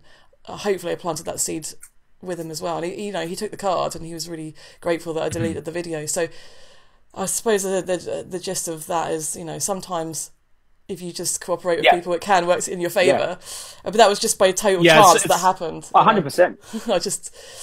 I hear that. It's not that you saw some like legit reason necessarily to delete it. You just kind of did the guy a courtesy, and it happened to just like work out for you because then he considered what you were saying. He did seem like genuinely like anxious about it. Like, I really don't want to be filmed. He wasn't just like trying to be annoying. If everyone, It's also one of those things that, like, if a lot of people did it, you'd kind of have to just say, like, "Sorry, bud, like, I can't be, like, losing all this footage. Everyone always tells me to stop filming." But it's like, if it's just the one outlying person and they're, like, super concerned, it's like, "Oh, just make a fucking exception. Just whatever. Who cares?" Yeah. 100%. Yeah, so I'm always just going to film people. I'm just always going to film people regardless of, I'm not going to ask them from now. I'm just going to film them. If they say, "Look, I don't want to be filmed," then so be it, but I'm just gonna film them anyway. It's hard to film people where I am though, because I'm in such a small town that it will just, if I put it up, someone will see it and then I'll just get shit. So I hope we can drive to London and make some videos and then... To do, I need to get out of town and do it. Yeah. We'll get some video footage of Joey in his wood-constructed home and expose his hypocrisy to the world. Oh my lord! Have mercy! Have mercy! That was too much. Too much for me. Well, you know, I had to think about that for a second. I was like, because it was that absurd, and I was just like, wait a second, like, where would this argument actually work? Like, in what context would this work? Especially when it comes to injustice, like murder. Like animal murder, like if that was like I was stabbing a dog to death, like someone who criticised me, I threw it back at him and said, "Hey, well, you live in a wooden house, or what? Your furniture's made out of wood." You know. Like, I love picturing I love picturing someone who's been like accused of murder on the stand, like using that as a defense. Like, but wood houses though. Hey, Isaac, but imagine if he said to the judge, "Oh, but your chocolate bar contains palm oil, and you're accusing me of murder." There you go. Yeah. Hey, we're supposed to be watching a video. Let's go back to fucking the Zen show. Guys, I actually can't. I have to get my stuff packed and go into Sydney for a little Sydney tour. But yeah, I'll be in touch and we'll do this again soon. Yeah, it's man, pack that fanny pack. Bye, Joey. Fanny pack. I'll pack that fanny pack with the cards of truth and hand them out. And the wood of exploitation and the palm oil of evil. Oh my! Love you, Joey. Bye, Joey. In a while, man. See you guys. Yeah. See ya, mate. Oh, that was a good. All right, let's watch some Zen dudes. Yeah. Oh, Zen after that. Joey's just made me put a big smile on my face. It's a little bit of veganism and, eating animals. What if I asked you, like I'll ask you, why are you not Brandon, why are you not a vegan? All right. I'm going to ask each other back and forth. For sure. So, what's that, Chris? Do you say something? Wooden houses, though. Yeah. Okay. That's what you like to say. This is a very long-winded answer. If I was just going to answer it straight up, like all the reasons, I'm going to do a highlight. I'm going to do a little highlight reel of like the reasons why I'm not vegan. All right. The number one reason is I just want to maintain a lean and muscular physique with the least amount of effort possible. I've tried going vegan, and I know to do so, to hit my macros like I want to, so getting enough protein in my diet and keep my carbohydrates and fat down, I would have to supplement my diet a ton. I would have to eat very minimal when it comes to my vegan diet. And so it's just purely for selfish reasons then, basically. That you won't convenience though. Yeah. Basically. I friended it out for a second there. Oh, it's just like by which I mean I zoned out for a second.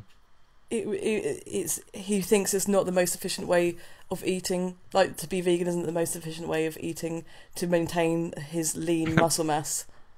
Basically, he can't be bothered to do any research, and this is not not convenient. So, for me, it's I don't know if it's I just don't have the knowledge to actually confirm if it's easier or harder to maintain lean muscle mass as a vegan or not a vegan. But it seems to me like it's clearly doable, so I don't see the difficulty involved as an excuse.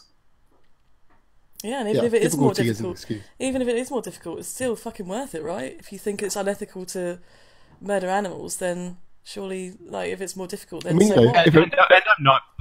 I'm not persuaded it's more difficult. I want actual evidence, not just an anecdote from this guy who's got a clear bias for carnism. Yeah, but even if it is more difficult, then it's still not an excuse. No. No.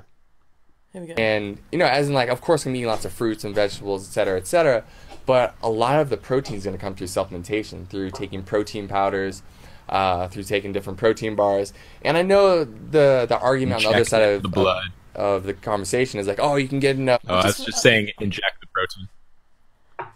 Inject the protein. I was just saying mainline the protein. Just cook it up in a needle. Just boil it, put it into your veins. It's what you have to do as a vegan to stay nutritionally satisfied. Yeah, absolutely. Just take all the supplements all the time. And if you take supplements, because it's not unnatural, it's not good. Protein injections. Yeah. That's what it's all about.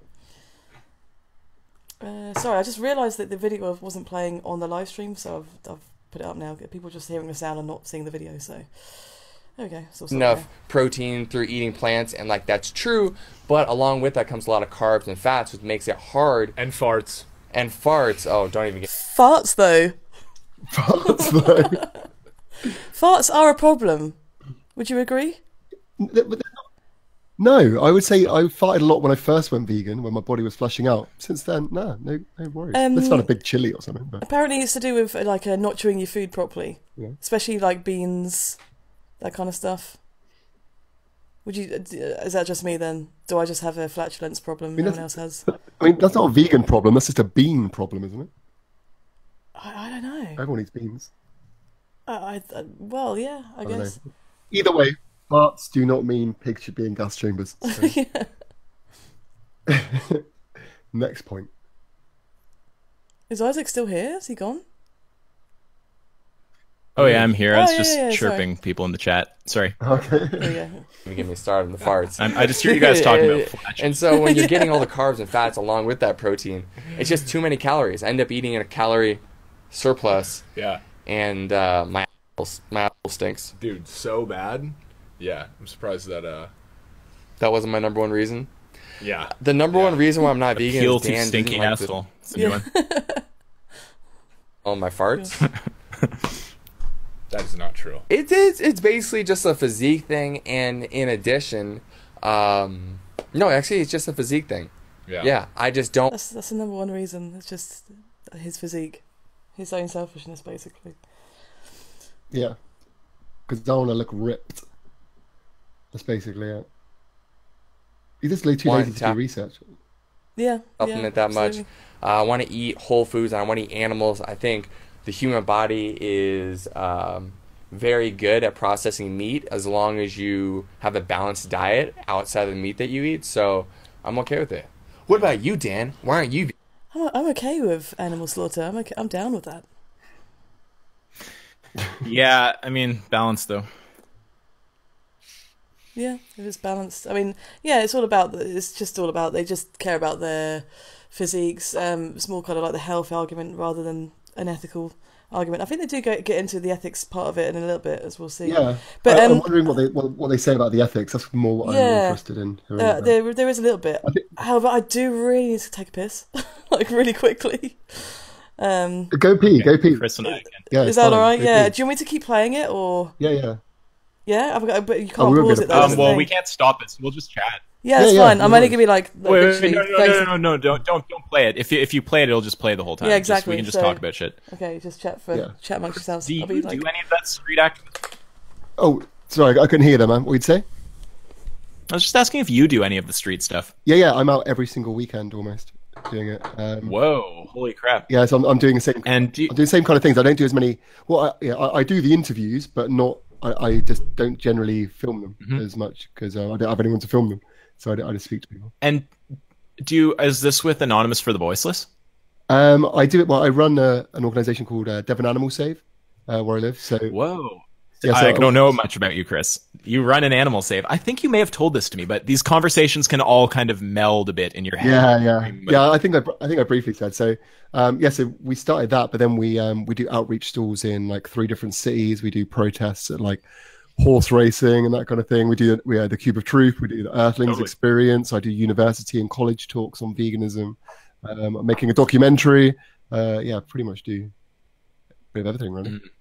That's pretty great. Yeah, and the documentary, I feel like you mentioned that before to me also. How is that coming along? Yeah, really great. Did I tell you, do you know the kind of, what it is? No, just give me like a rundown. Okay, so basically, the whole reason I kind of started on the journey to veganism is because of the band Goldfinger. They had a Meet Your Meat video on their album. And I watched that and I decided, like, I don't want anything to do with this. And they had loads of animal rights songs. Then I started listening to bands like Propaganda and all these kind of punk rock kind of straight edge bands. Okay, I remember, yeah. So it's all about kind of like how I was influenced by music to go vegan. So now I want to find out how veganism has influenced music and the musicians' lives. So I've been doing it since last May, and I went to LA recently and spoke to like Moby and Kat Von D and loads of. And have Do you financially have everything you need to make that all happen, or No. is it? So I mean, do you not ever think of? Yeah, I was about to ask. Like, you'd think that vegans would crowdfund that. I should maybe put out something about that. Do you? It's like. Well, I'm going to be doing a second crowdfunder, because what happened was I self-funded it for a year. Then I got a donation to be able to pay for the US trip, which was really good. And then I ran a crowdfunder. But the problem was, at that time, we didn't really have a trailer. We didn't really have any of the big names like Moby and Kat Von D and all these kind of big people. Yes, yeah. Involved. I think it was just really bad timing.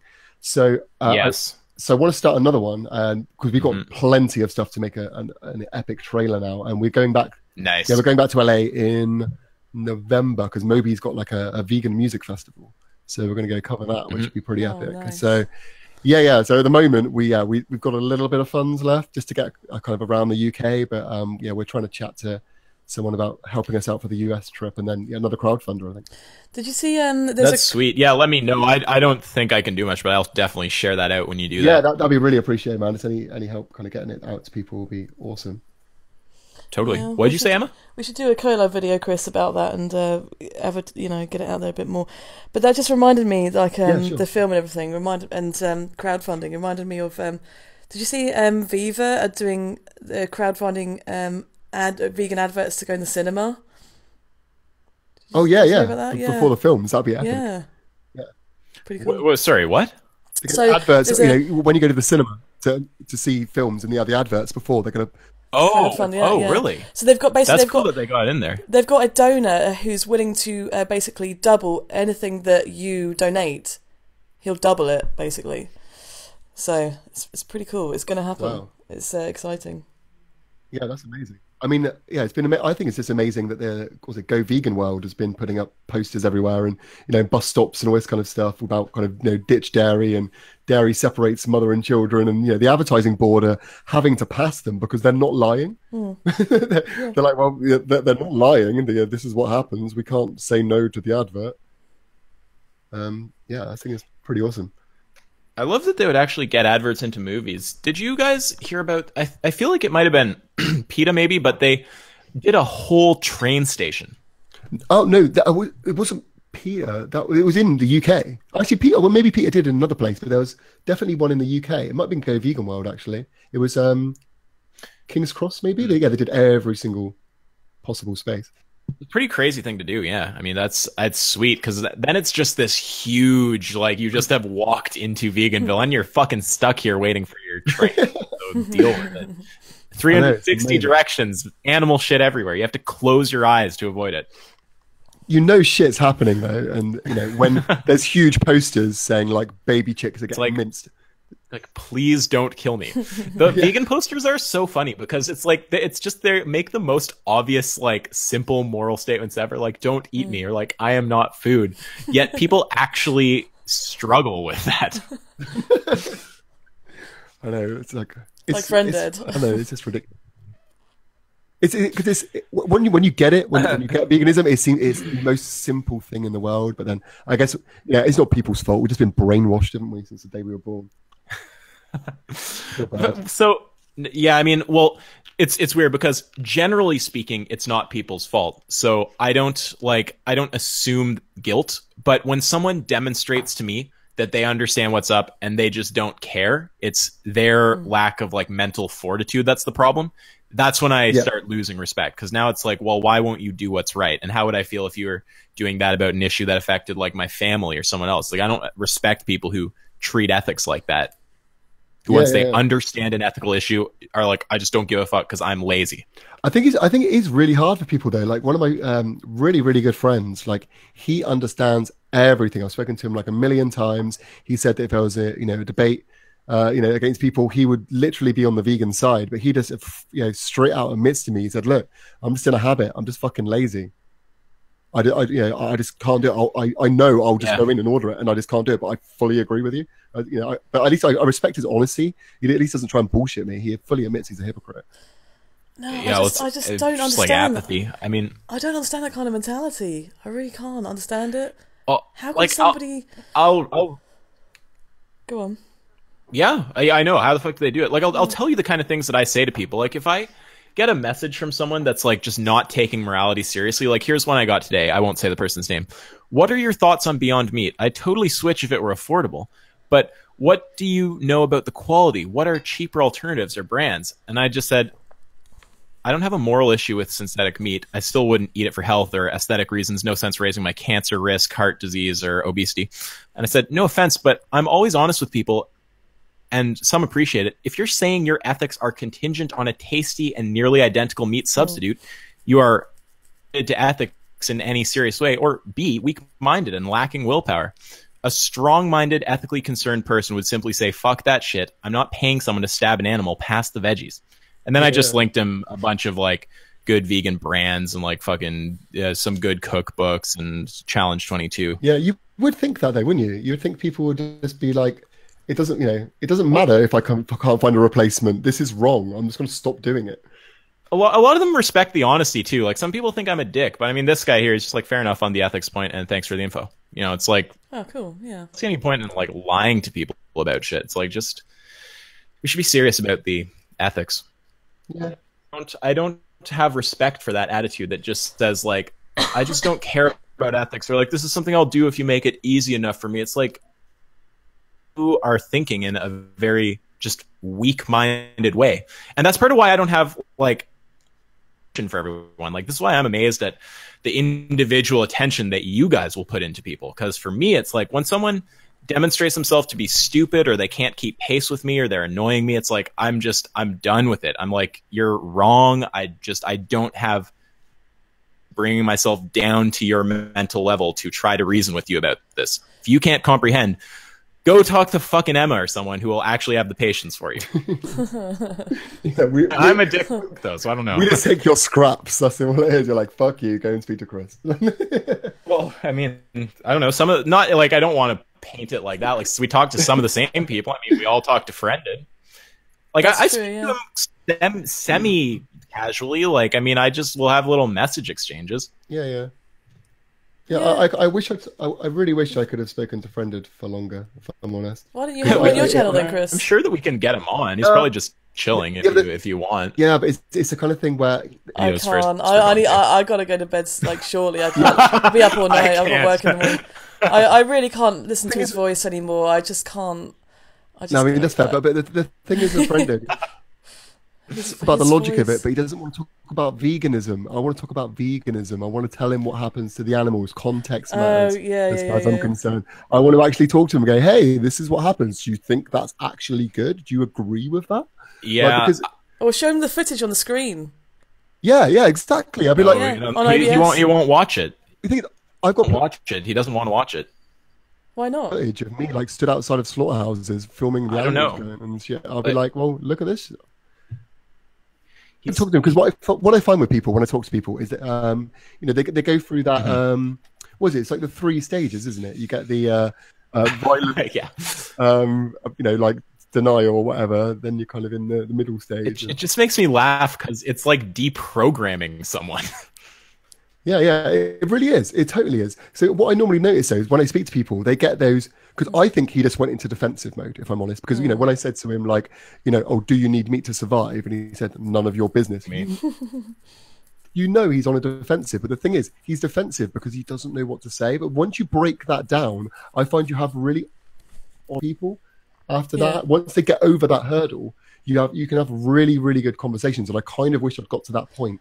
And just really talk about his thoughts on factory farming. He's already said he doesn't approve of it. I want to know what he doesn't like about it, and then start from there and build from there. Yeah, because that's the kind of conversation you have at the Cube of Truth events, isn't it? When people get all defensive and they, you're making me feel guilty and stuff, and then you start asking them why, and that's where you get to the good stuff, the good the juicy bits, and then they start to open up a lot more. Because they start going, but you can't stop me eating meat, blah blah blah, and you just put a screen and go, look, dude, no one approves of this shit. This is horrible. Yeah. You say, do you really think this is good? Then suddenly they're like, and you're like, no, of course you don't. You're clearly an open-minded person. You clearly love animals, don't you? Yeah. Okay, well, let's talk about it. And then suddenly all their defenses come on. Yeah, I mean, with your one with Friended, I wasn't even like paying attention the full time. I normally would be, but I was just too focused on. I just want to fucking get into debunking that guy. Sat there in a rage, just waiting. Yeah. It was so funny because Friended was like, "Hey, listen to me." I know, and I listened back, and I was like, I was kind of talking over Friended, kind of. I was like massively talking over Friended, but he wanted to get into like defining all these like terms, and I was just like, I can't get bogged down with this right now. Like, I just want this guy to answer the fucking question and just realize he's either talking about an irrelevant term or he's misrepresenting my position. And I see a comment that popped up the second we started talking about that, actually, from Tim. I haven't read it yet. The philosophical vegan is an apologist to the nth degree. Really made me realize how not to be when compassion and centrism go too far. Comment, but he was definitely not receiving the point that I was making. And he definitely has massive ego investment in his intellect. Like, that guy's not going to be acknowledging any kind of error anytime soon. Yeah. You know, I kind of leave all the philosophy stuff to you guys. I just tell people that chicks get minced. yeah, I hear that. Well, the other thing is, like, find the angle or the thing or the aspect of veganism that, if you want to put time into it, that you feel you could hone best. Like, if you've got a mind that's good for, you know, ethics and logic and stuff, do that. If you've got good interpersonal skills and you like have like good, like, you know, emotional reading and you're just good with people, like, hone that for veganism. You know, there's different things to be good at. I've never met someone who's good at all of them. There's some like generally all around pretty good people, but, you know, find an area, get like good at it. I think I'm just one of those people. I just talk from the heart. I just, you know, like Gary Yourofsky said, talk about the animals in the way that they would want to be spoken to in that respect. And that's kind of what I do. Sorry, Chris. I'm sorry you dropped for me. Can you just repeat that? Sorry, man. I kind of follow something kind of Gary Yourofsky said, where he said you should speak up for the animals in the way that they want to be speaking about. You know, if you were in their position, how would you want someone to speak up for you? And that's kind of what I do. I just speak from the heart and say, look, this is bullshit. You don't need bacon. There's a replacement. Get over it.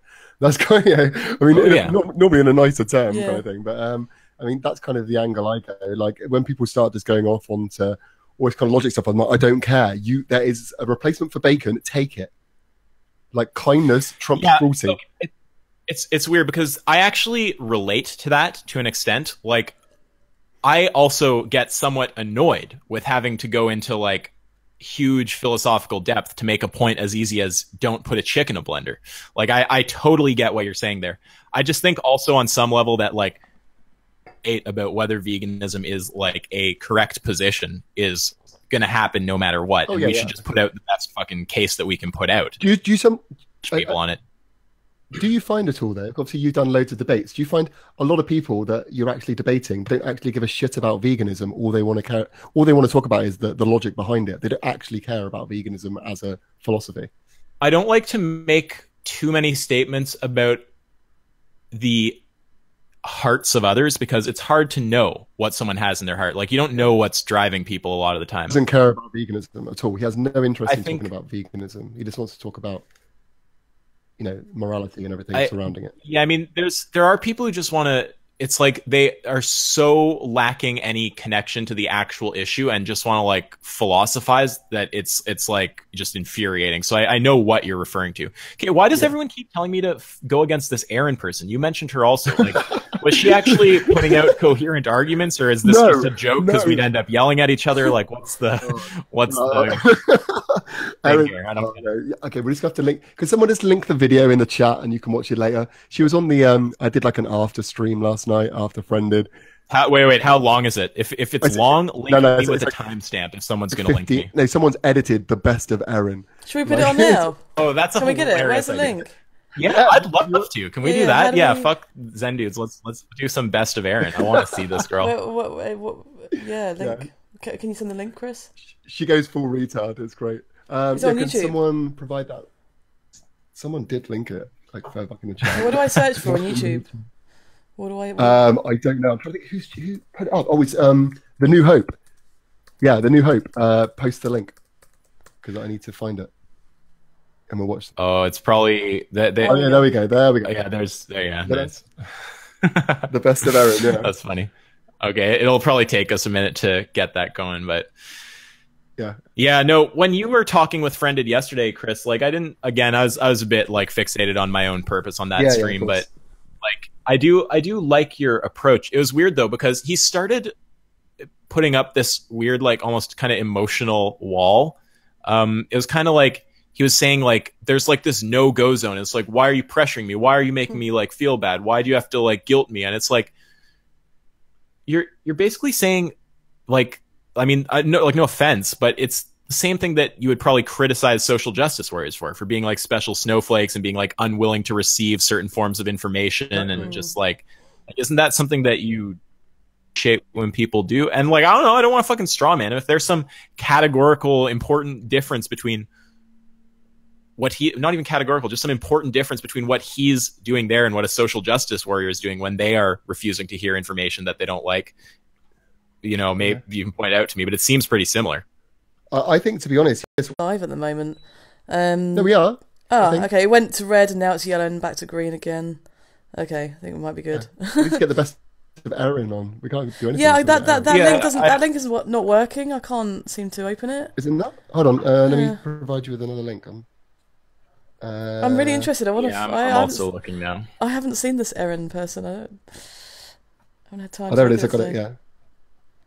Vegan lose debate. Is that the one? Yeah. New Hope. Right. Hold on. I'll message you on.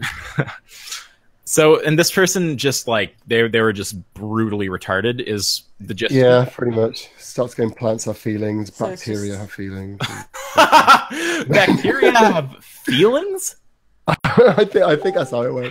How has she come to that conclusion? I don't know. It just ended up in a rage, but it was hilarious. And who is this girl? No, I don't know. I think she just came from Friended's channel. So just some random. Yeah, she just hopped over.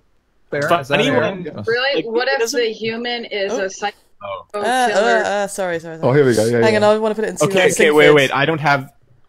Yeah, you need to send it. Okay, I'll put it into. Hang on a second. I need to make a new room again. It's funny because veganism is one of those subjects that triggers people into just like reacting, and they just react to it without actually thinking, and then they end up putting themselves in a stupid position and saying that bacteria have feelings. This is also the same girl that used black and white photo, though.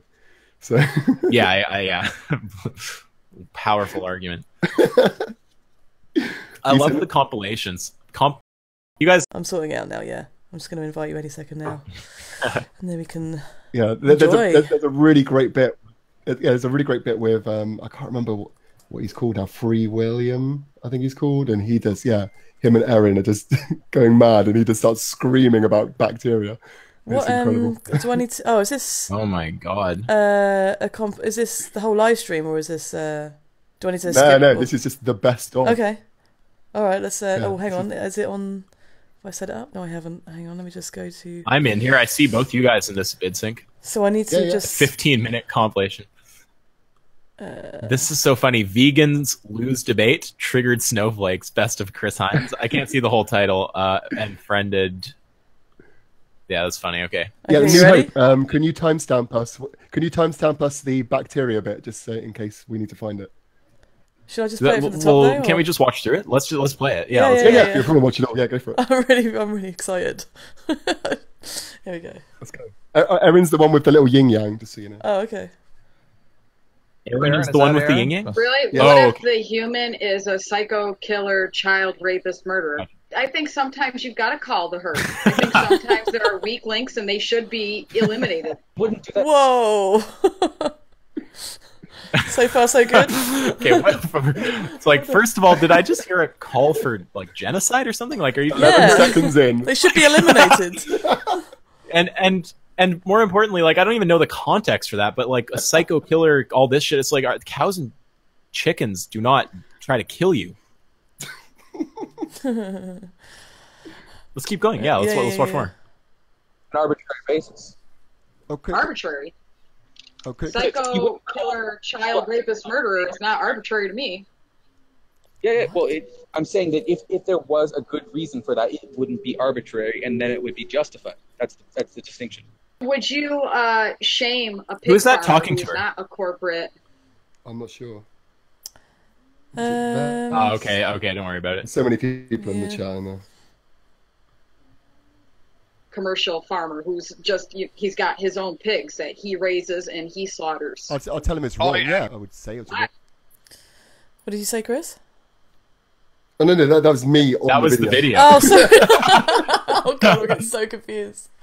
It's interesting that what was she saying about raising their own pigs and stuff, and how that's meant to be somehow better? Yeah. I would have thought that's more of a portrayal, isn't it? Yeah, it's defining. You're talking about slavery, I think. Oh, okay, yeah. It might not make sense, but it'll be fun. All right, here we go. They're his animals. Oh, he's raising whoa! them. Is this that person that I forget if it was you guys? Someone was talking to me about some going, "Daddy." Was that you guys? Is that this person saying, "Daddy is here"? No, Daddy's a different person. He's got a Justin Bieber picture. What I'm looking at right now. I see a Justin Bieber picture, and Daddy spelled Daddy, like DIY. Where? What, in the chat? Or on the video you're showing me? He's in the chat in the video. Oh yeah. That's the guy. Yeah, I did that. Daddy's here. The fuck? Yeah, I've done a debate with him. He's quite funny. God, he likes me, doesn't he, Chris? He keeps. Let's keep playing then. Yeah, let's see this compilation. No. They're not his animals. The animals are their own beings. He pays for them. I don't care if he pays for them. He takes care of them. And to be quite honest, they're living beings. I don't care what the law says. They're living beings. More people die from pigs. More people die from pigs than from sharks. Well, they bought you. This is funny, Because Chris. it's I can more tell you're a pigs little from- incensed here. Personally, it's funny. I like watching things more when people actually get a little heated. I hate just dry, like, totally fucking boring. It's like, no, you don't fucking own a living being. Say you do, but that's a fucked up thing to think. Exactly. Oh, it's so funny. Because the people that had you were selling you. I mean, you were enslaved by somebody else. You were bought to then be killed. No, that's not necessarily true. I mean, a farmer who raises animals doesn't kill all his animals. Which animals doesn't he kill, out of interest? Because majority of them die. Not by him. It is. He sells a lot of them, but the ones that he kills, I mean, most animals that are eaten are killed within like the first year to 2 years of life. Yeah, it doesn't matter. But there are animals that are kept for breeding. If he sells, there are animals that are kept. If he sells them off to be killed, they're still going to be killed. They're still being brought into this life for either his profit or or to die. Well, he's been profiting from their deaths because that's where people. What's on your feet? Wait. Okay, what's on? Because you came straight in with that straight away. That was the thing. Yeah, what's on your feet? Is that what she's saying, or is she going to say her shoes are from sweatshops? We'll find out. It's funny that they do this so much, Carnage, don't they? Like, you'll be in a really good argument, and they'll just somebody come up with, "Oh, what's on your feet?" Or do you eat palm oil? Or I know. What you do use electricity? Like, do you realise how many animals that kills? Yeah, absolutely, and it's like you understand that I support those industries, right? Like you get that those people are working the best jobs they have access to, and you're actually talking about boycotting that industry to force them into shittier work for lower pay. It's like, how is that an ethical argument?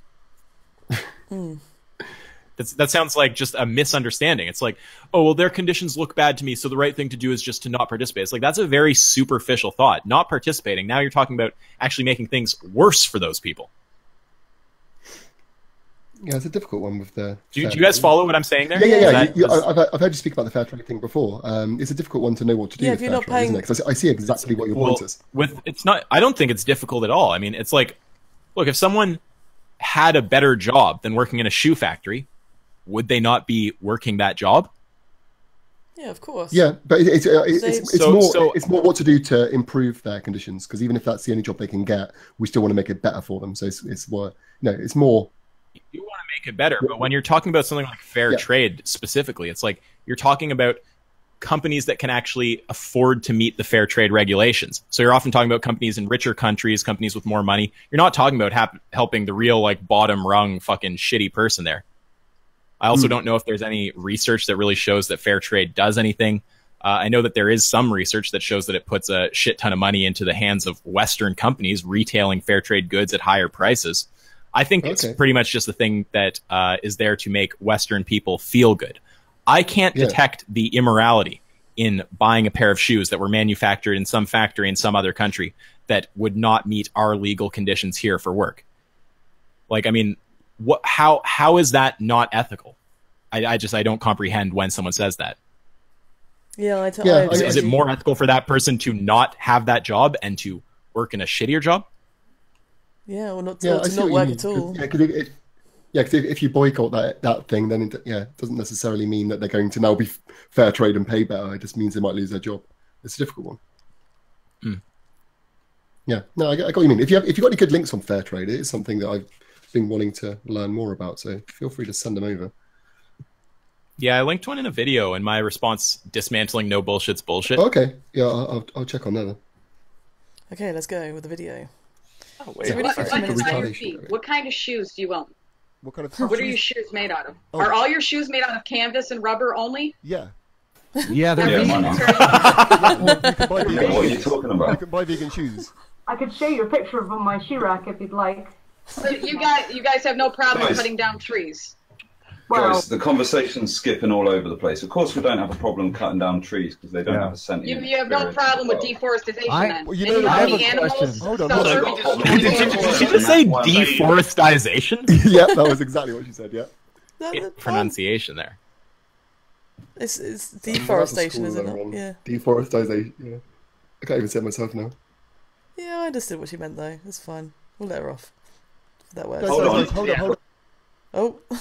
hold on. If you're going to talk about deforestation, can we just mention that 95% of Amazon deforestation is due to cattle and the food that we're feeding cattle? Yeah. So if you want to talk deforestation and saving trees, don't eat cows. That's why we're vegan. A good chunk of it actually is due to the fact that they're raising crops like soy. No, the soy's being fed to cows. Wow. The soy's also being fed to vegans. No, the soy's being fed to cows. The actual amount of soy we actually eat is a very, very small percentage compared to how much soy is fed to cows. I'm pretty sure that the fucking however many billion animals we're raising, it's like they consume a shitload of soy. Like, I think, someone correct me if I'm wrong, aren't the main uses for soy animal feed and it's oils or something, isn't it? Or biodiesel. Yeah, biodiesel, like fuel. Yeah. The amount we actually eat as humans is really low compared to. I'm under the impression animals eat vastly more of it. I don't know if I'm right or wrong there, but yeah, no, I'm pretty sure you're correct there. Yeah. Should I press play? Let's continue. Yeah. The vegans eat just a tiny micro percentage of soy. Yeah. Okay. You eat more through eating a cow. And all those soy products you use in place of the animal products. Still no match for how much a cow can consume and how many are slaughtered. All your clothing, is it all made in America? Does it all have a made in America or made in England tag on it? Or does it have a made in England? Oh.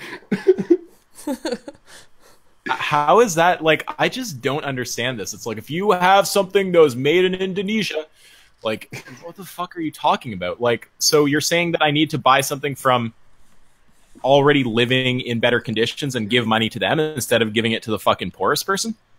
Yeah, and it's stupid, isn't it? It's like, oh, so how about I have got a T-shirt that was made in Indonesia? Does that mean you can stab a cow now? No, I know. That's so stupid. The other funny thing here to notice is, like, I mean, she's trying to point out little examples of immorality, and so far I'm not impressed with any of them. She might find some fucking small thing, but the thing is, like, you would never, ever try to use a justification like this to justify murdering a human. So it's just like, why is there... I would just go to name the trade. It's like, what is it that actually justifies accepting those kind of terrible reasons in the animal context? Like, you're not going to hear, like, rubber shoes, though, if we're trying to justify, like, stabbing your fucking... friend or something like. I'd love to hear it though. It'd be fucking brilliant. Yeah, I mean, it'd be funny if, like, you know how atheists have the Church of the Flying Spaghetti Monster, and they go and like do like religious things and try to expose the privilege that religious people have in some respects in society. Like, I want to wear my religious headgear for my driver's license, and he walks in with like a colander on his head. Yeah, I mean, I feel like I could picture vegans doing something that kind of parallels that in some way, just like arguing for like completely psychopathic things using the same logic that we use to argue like for animal exploitation.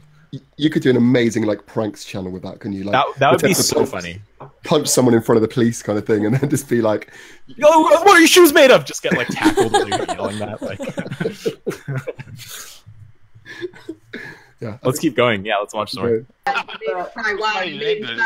mean, I want to know how moral you guys are, because is this I'm finding it hard to believe that you guys are standing on this high horse because you don't eat animals. It's not what we can, really. Yeah, but at the end of the day, if your sweater says...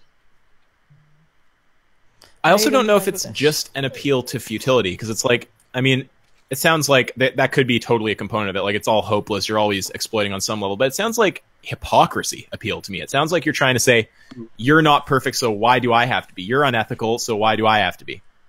Well, just like totally ignoring the like categories of actions that you're talking about and how they're completely different.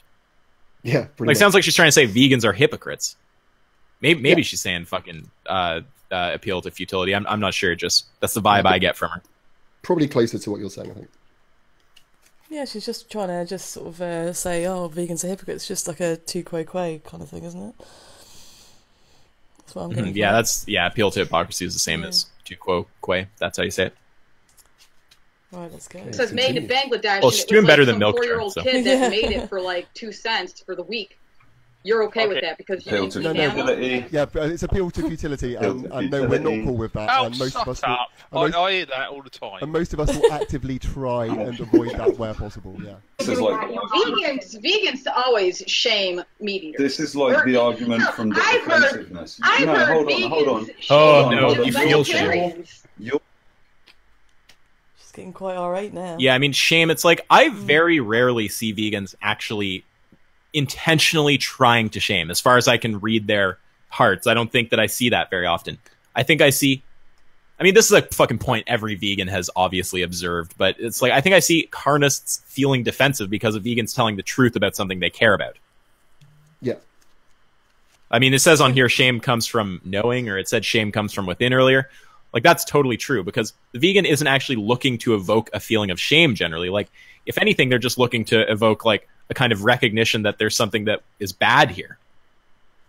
Feel like shit. It's not... Like, vegans want a generally positive world with less suffering. It's like, we're not... Vegans feel like shit.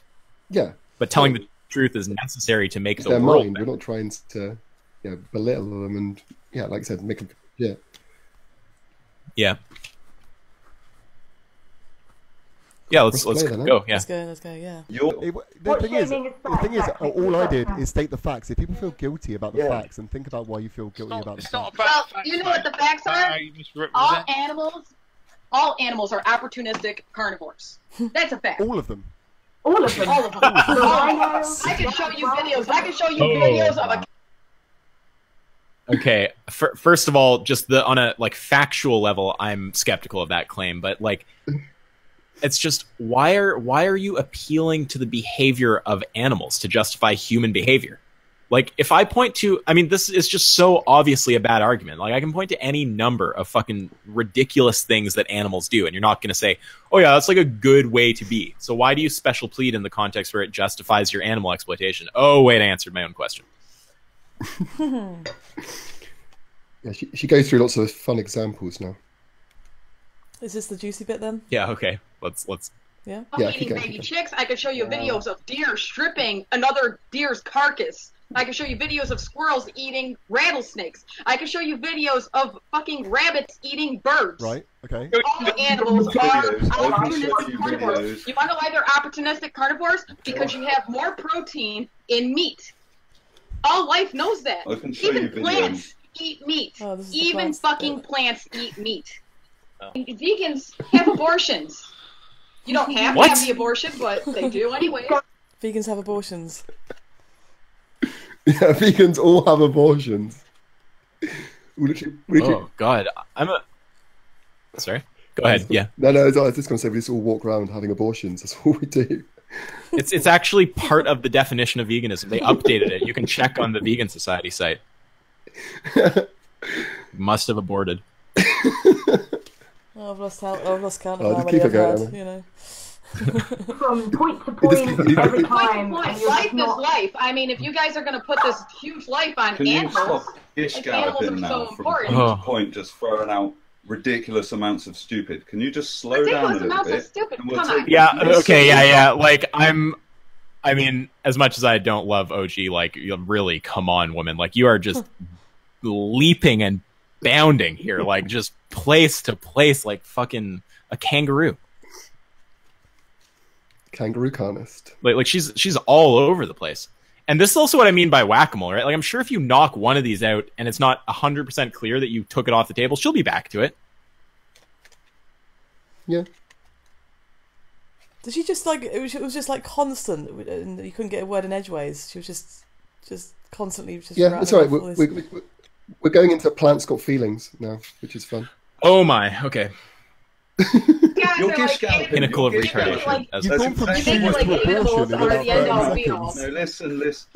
You make it like animals are the end-all be-all. Listen, stop.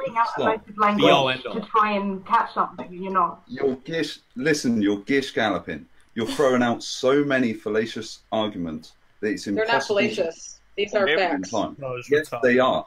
Yes, they are. They are factually fallacious. Vegans don't have abortions. I'm gonna moderate now. Vegans have abortions. What is that? She's kind of like conspiracy. Is he about to say, is it a categorical statement? Because that, like, it's like vegans have abortions. It's like, technically it's a true statement. There are vegans who have abortions, but when you phrase it like that, it sounds like you're saying of being vegan to go fucking abort a fetus. Fuck's sake. Keep it going. Shall I go? Categorical distinction. You're saying all vegans have abortions. No, I didn't say all. I said vegans have abortions. I just don't like when vegans try to use this moral high horse like over superior, because you're eating animals that have been tortured. How do you know my animals have been tortured? Why would you presume that in the first place? It's also that's a bad argument on a whole other level, because it's like if you're sitting there like eating the corpse of a dead person and you're like, you know, how do you know they were tortured? It's like, well, I mean, I don't know. Maybe they were, maybe they weren't. But like, you're still kind of eating something that involved killing a person, guys. Just kind of missing a big kind of point there. And it's just like such like glaring lack of understanding of just where the ethical issue lies. It's just like, you're like ass raping kids. Like, where are the bruises? Like, I didn't beat them. It's like, fuck. Oh, for fuck's sake! That's a big factor. Like, they're dead. That doesn't mean they were tortured. Doesn't mean they were tortured. Doesn't mean that they lived a shitty life. No, just had a knife in the neck. Can I ask, Erin? Say, for example, tomorrow someone just wanted to kill you. They did it in a nice way. Would you say that that's appropriate? Exactly. If somebody wants to kill me. If someone killed you tomorrow, what did she say? Doesn't matter. What the fuck did she say? I'm not sure that. What did she say? Kill me? Can you go back? That girl was exactly. She just questioned, like, oh, someone wanted to kill me. Like, just questioning. I don't think it was tortured. Yeah, just go back. Doesn't mean they were tortured. Doesn't mean that they lived a shitty life.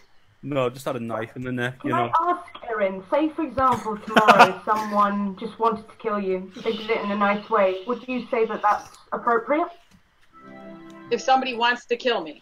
If someone killed you tomorrow, doesn't matter if they did it nicely. Oh, they could try to. Be appropriate? Yeah, they try to. Oh, that is so stupid. Yeah, the cop out. I love that so fucking. Yeah, it's just like they can try to. Like, okay, so sorry, are you telling me you want to live in a world where there aren't anti-murder laws? You'd like to live in a world where if you can kill someone, then it's fine?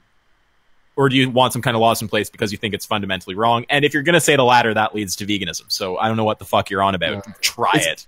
It's like when you use the aliens thing and you say, like, yeah, I would approve of it, but I would definitely fight them back. And it's like, well, you don't approve then, do you? Like... Yeah, it's like not at all. So keep it rolling. Would you accept it? Would I accept if they tried to kill me? Yeah, you've had a good life. Yeah. Well, they didn't do it. They tried and they failed because there's no guarantee that they're going to kill me. I am not an animal. I'm a human being. You do understand there's a difference, right? Name she's just going off point. Yeah, it's like that. That's such a bad direction to go because now every vegan just goes, okay, what's the trait? Name the trait. Name the difference. Well, I love having that response there because it feels like it's just programmed by virtue of like the word difference into their heads. Like, okay, what's the difference? Name the difference. Name the actual difference between humans and animals. Are you living in a house or are you living in a nest? No. Name the difference. Yeah. Are you in a city that animals built or that people built? Name a difference. Did you go to a school that the animals? She did, Chris. To be fair. Wait, what was the difference? She's just ignoring you, Chris. We built civilization. What civilization? Not animals. Us. We did it. Is the difference civilization? Is that the difference? Civilization, though. Civilization, though, yeah. Yeah. Oh, she's just ignoring you. She's just trying to talk over you, and she's like, "Where do you live? You live in a city. A city was made by humans." It's like, okay, so fine. civilization. I go over each point shortly, and yeah. Oh, okay. I'm sorry. It's hard to contain myself. Let's go. Yeah, we'll watch it. Well, yes, in some ways, yes. Okay, so if humans don't have civilization, they're okay to be killed. No, you would reject that. Next. Are you going to go tell the lion to stop killing the gazelle? Are you going to go tell... No, because a lion lacks moral agency and has no other option. Exactly. They are not us. They are not us. We are humans. So there's a difference there. And you are equating them to us. That's when you're like, their life is so valuable. It's just as valuable as what? That is so stupid. It's like, and the difference is we can conceptualize morality. It's like, okay, well, if that's the difference, then that's a good fucking reason to be vegan, you retard. So keep it going. It's just building up. Moral agency. Is it going to come to a crescendo? Oh yeah. Oh, let's keep watching. I'm loving this. This is so like when a pig gives birth, it gives birth to like 10 piglets, right? When a human gives birth, it gives birth to one baby. Right, and piglets quickly get off the ground the moment they're born, and they're able to suffice. They can walk around and run, and human babies can't. Right, yeah. It takes us 3 years before we can just toddle, let alone be efficient. It apparently took me a day. What I was told by my mother it took me a day. One day? That's pretty Apparently I started like pulling myself up and waddling around, and then I was just doing it. Same with language acquisition. Just like no time. Nice. Sounds good. What was the first word? Doesn't really mean much though. One of the smartest it was Esso, I think. Cat? It was meow. It was meow. You could see the association there, because Esso was the cat's name. I was like, Esso, cat, meow. Yeah. Yeah, let's keep this going, because yeah, I'm excited for the build up. Between a human and an animal. Yeah, but what? So the difference between the human and animal is that animals will have more than one. So if humans have 10 babies... less than that. I just named several differences. Yeah, but they're all rubbish. So if humans they're not rubbish. They're only rubbish to you because you want to keep waving your finger as if you're some moral superior person for choice. Wait, so your differences has been civilization. So if humans didn't have civilization, it would be okay to kill them? No. Your other one was animals have more babies. So if humans had more babies... Humans have had civilizations since the dawn of time. I mean, there hasn't been a point where we haven't. Hold on. What is Aaron? She just keeps going backwards and forwards. Yeah. It's brutal, and she doesn't understand. You're not just asking for a fucking random difference. Like fucking tigers have tails. It's like we're talking about a difference that justifies the treatment. Animals have more babies. Like that's like the age of your civilization, the amount of babies. Like these are like not good reasons to murder someone. Beings, but why don't you guys that would justify probably murdering like black people because they have more babies. Yeah, maybe they have higher birth rates. Aaron's up like, can we? Is it okay to murder them? According to Aaron, it's fine. Birth rates, though. Because they're not sentient. Why don't you guys sentient? Exterminate all the baby boomers. Oh, great idea. But they are. What do you mean by high being? Provide the there are plenty of studies. Hold up. They are. Hold up, everyone. That show how plants react to being. This is the plant sentience bit. How long does this go on for? Oh, I'm just laughing. I'm sorry. It's so funny. Guy saying they're not sentient. That is so funny. Oh, the guy saying there's not sentient. The girl, I know she is. I couldn't even hear. I'm not watching the video. I can just hear the voice. Oh yeah, I think everyone's questioning her because she's saying it. There's someone yelling they're not sentient. Yeah, I think probably like questioning her, like what, they're not sentient? Oh no, she's sentient. No, she's probably saying, oh, plants matter, and they're saying they're not sentient. I think that's what. Oh my lord. Yeah, that's what it is. Yeah.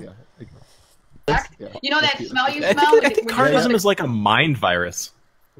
Yeah, it really is.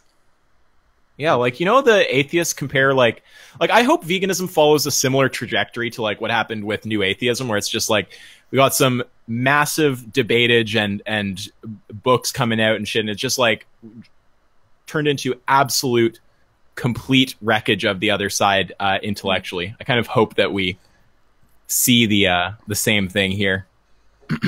It's going to go that way, I'm sure. I think it will. It is going that way. Sorry, my thing is always fucking breaking up. It's hard to understand. You were saying about, you know, Go like ahead, how the atheist movement is just like, they just take down the religious sort of side, and it's just so obvious to everyone now. It's going to be like that with veganism in a few years, I'm sure. That's what you're talking about, right? Yeah, I mean, I hope it. Yeah, I've now that I've forgotten how I led into that thought. I've been fucking streaming for a while. But I mean, I do hope it follows that same trajectory though, because it's just like there's just this topic and everyone's just saying the stupidest shit, and it's like, oh, I foresee us just winning the public debate on this eventually, and it'll be very glorious. Yeah, that's why we keep doing these streams and all these videos and just getting it out there all the time, you know. And it'll oh yeah. That way. Okay, I want to get this video finished because it's getting late, and we need to end it after this video. All right, here we go. Okay. Yep. All right, let's fucking watch through it. Let's do it. Yeah. Warning signal to the rest of the plants, the rest of grass, saying, "Oh my God, we're in danger." We've heard this argument 1,000 times. Trust me, this is no. There are plants that actually parasite off other plants. Oh, there are plants that eat meat. There are plants that they sense. Let us respond. They sense danger. Let's respond. We've heard this argument 1,000 times. Chris respond. That shows them being sentient. Okay. Isaac, how would you, if you were debating this woman, how would you handle her at this point? Oh, I'd be telling her to shut the fuck up or booting her off the stream. Like, I'm not like you guys. I don't have patience for this shit. I'd be like zeroing in on one specific point. I'd say, no, don't talk to me about fucking cities, and don't talk to me about like rubber shoes, and like, let's just talk about one thing. Plants are sentient. Okay, what's your evidence? I don't see any evidence. How are they sentient? Give me some evidence. And eventually I'd be like, are you going to accept they're not sentient? I'd fucking show her the definition of plant perception, the paranormal, and the actual biological definition. And if she wouldn't fucking concede that plants aren't sentient after enough information, I'd just fucking boot her. And if she did, then we'd move to the next point. Like, I go through it point by point, because I don't know how you guys do this. This looks like a fucking shit show of... I just find it funny. No, I do like doing that. I have started doing that kind of tactic now with people that I speak to on the street. And it is quite funny when they just walk off. I did it yesterday with this bloke, and I was just talking about he thought like trees were conscious, and I was talking to him about like what sentience means, and like saying, well, trees don't have a subjective experience, do they? And he was like, what? I said, well, you know, like morality is subjective, isn't it? It's not objective. And he's just like, ugh. He just walked off. Infuriating. Yeah, it's so stupid. Anyway, onwards. Let Chris respond. First off, you need to provide the study. Second, you can go on Wikipedia and look under plant perception, which lists all the things you're saying plants do. It's under the. You're saying what I just said. Yeah. All the other things you're actually suggesting that plants do are signs of intelligence, not sentience. My iPhone can do a lot of these things. It can react to sound. It can react to light. All these things. All these eyes reacting to external stimuli does not mean they have a subjective experience of the world or are sentient in any way. So unless you want to provide actual scientific evidence of plant sentience, which doesn't exist, then you have to concede to the fact that plants are not sentient. End of conversation. Because animals make you cry. Plants take sun energy. They take the photons from the sun, convert that into carbon-based light. They're the only organisms that do this. So we need plants to exist. Animals would not exist if not for plants. So even if plants were sentient, we'd still have no choice.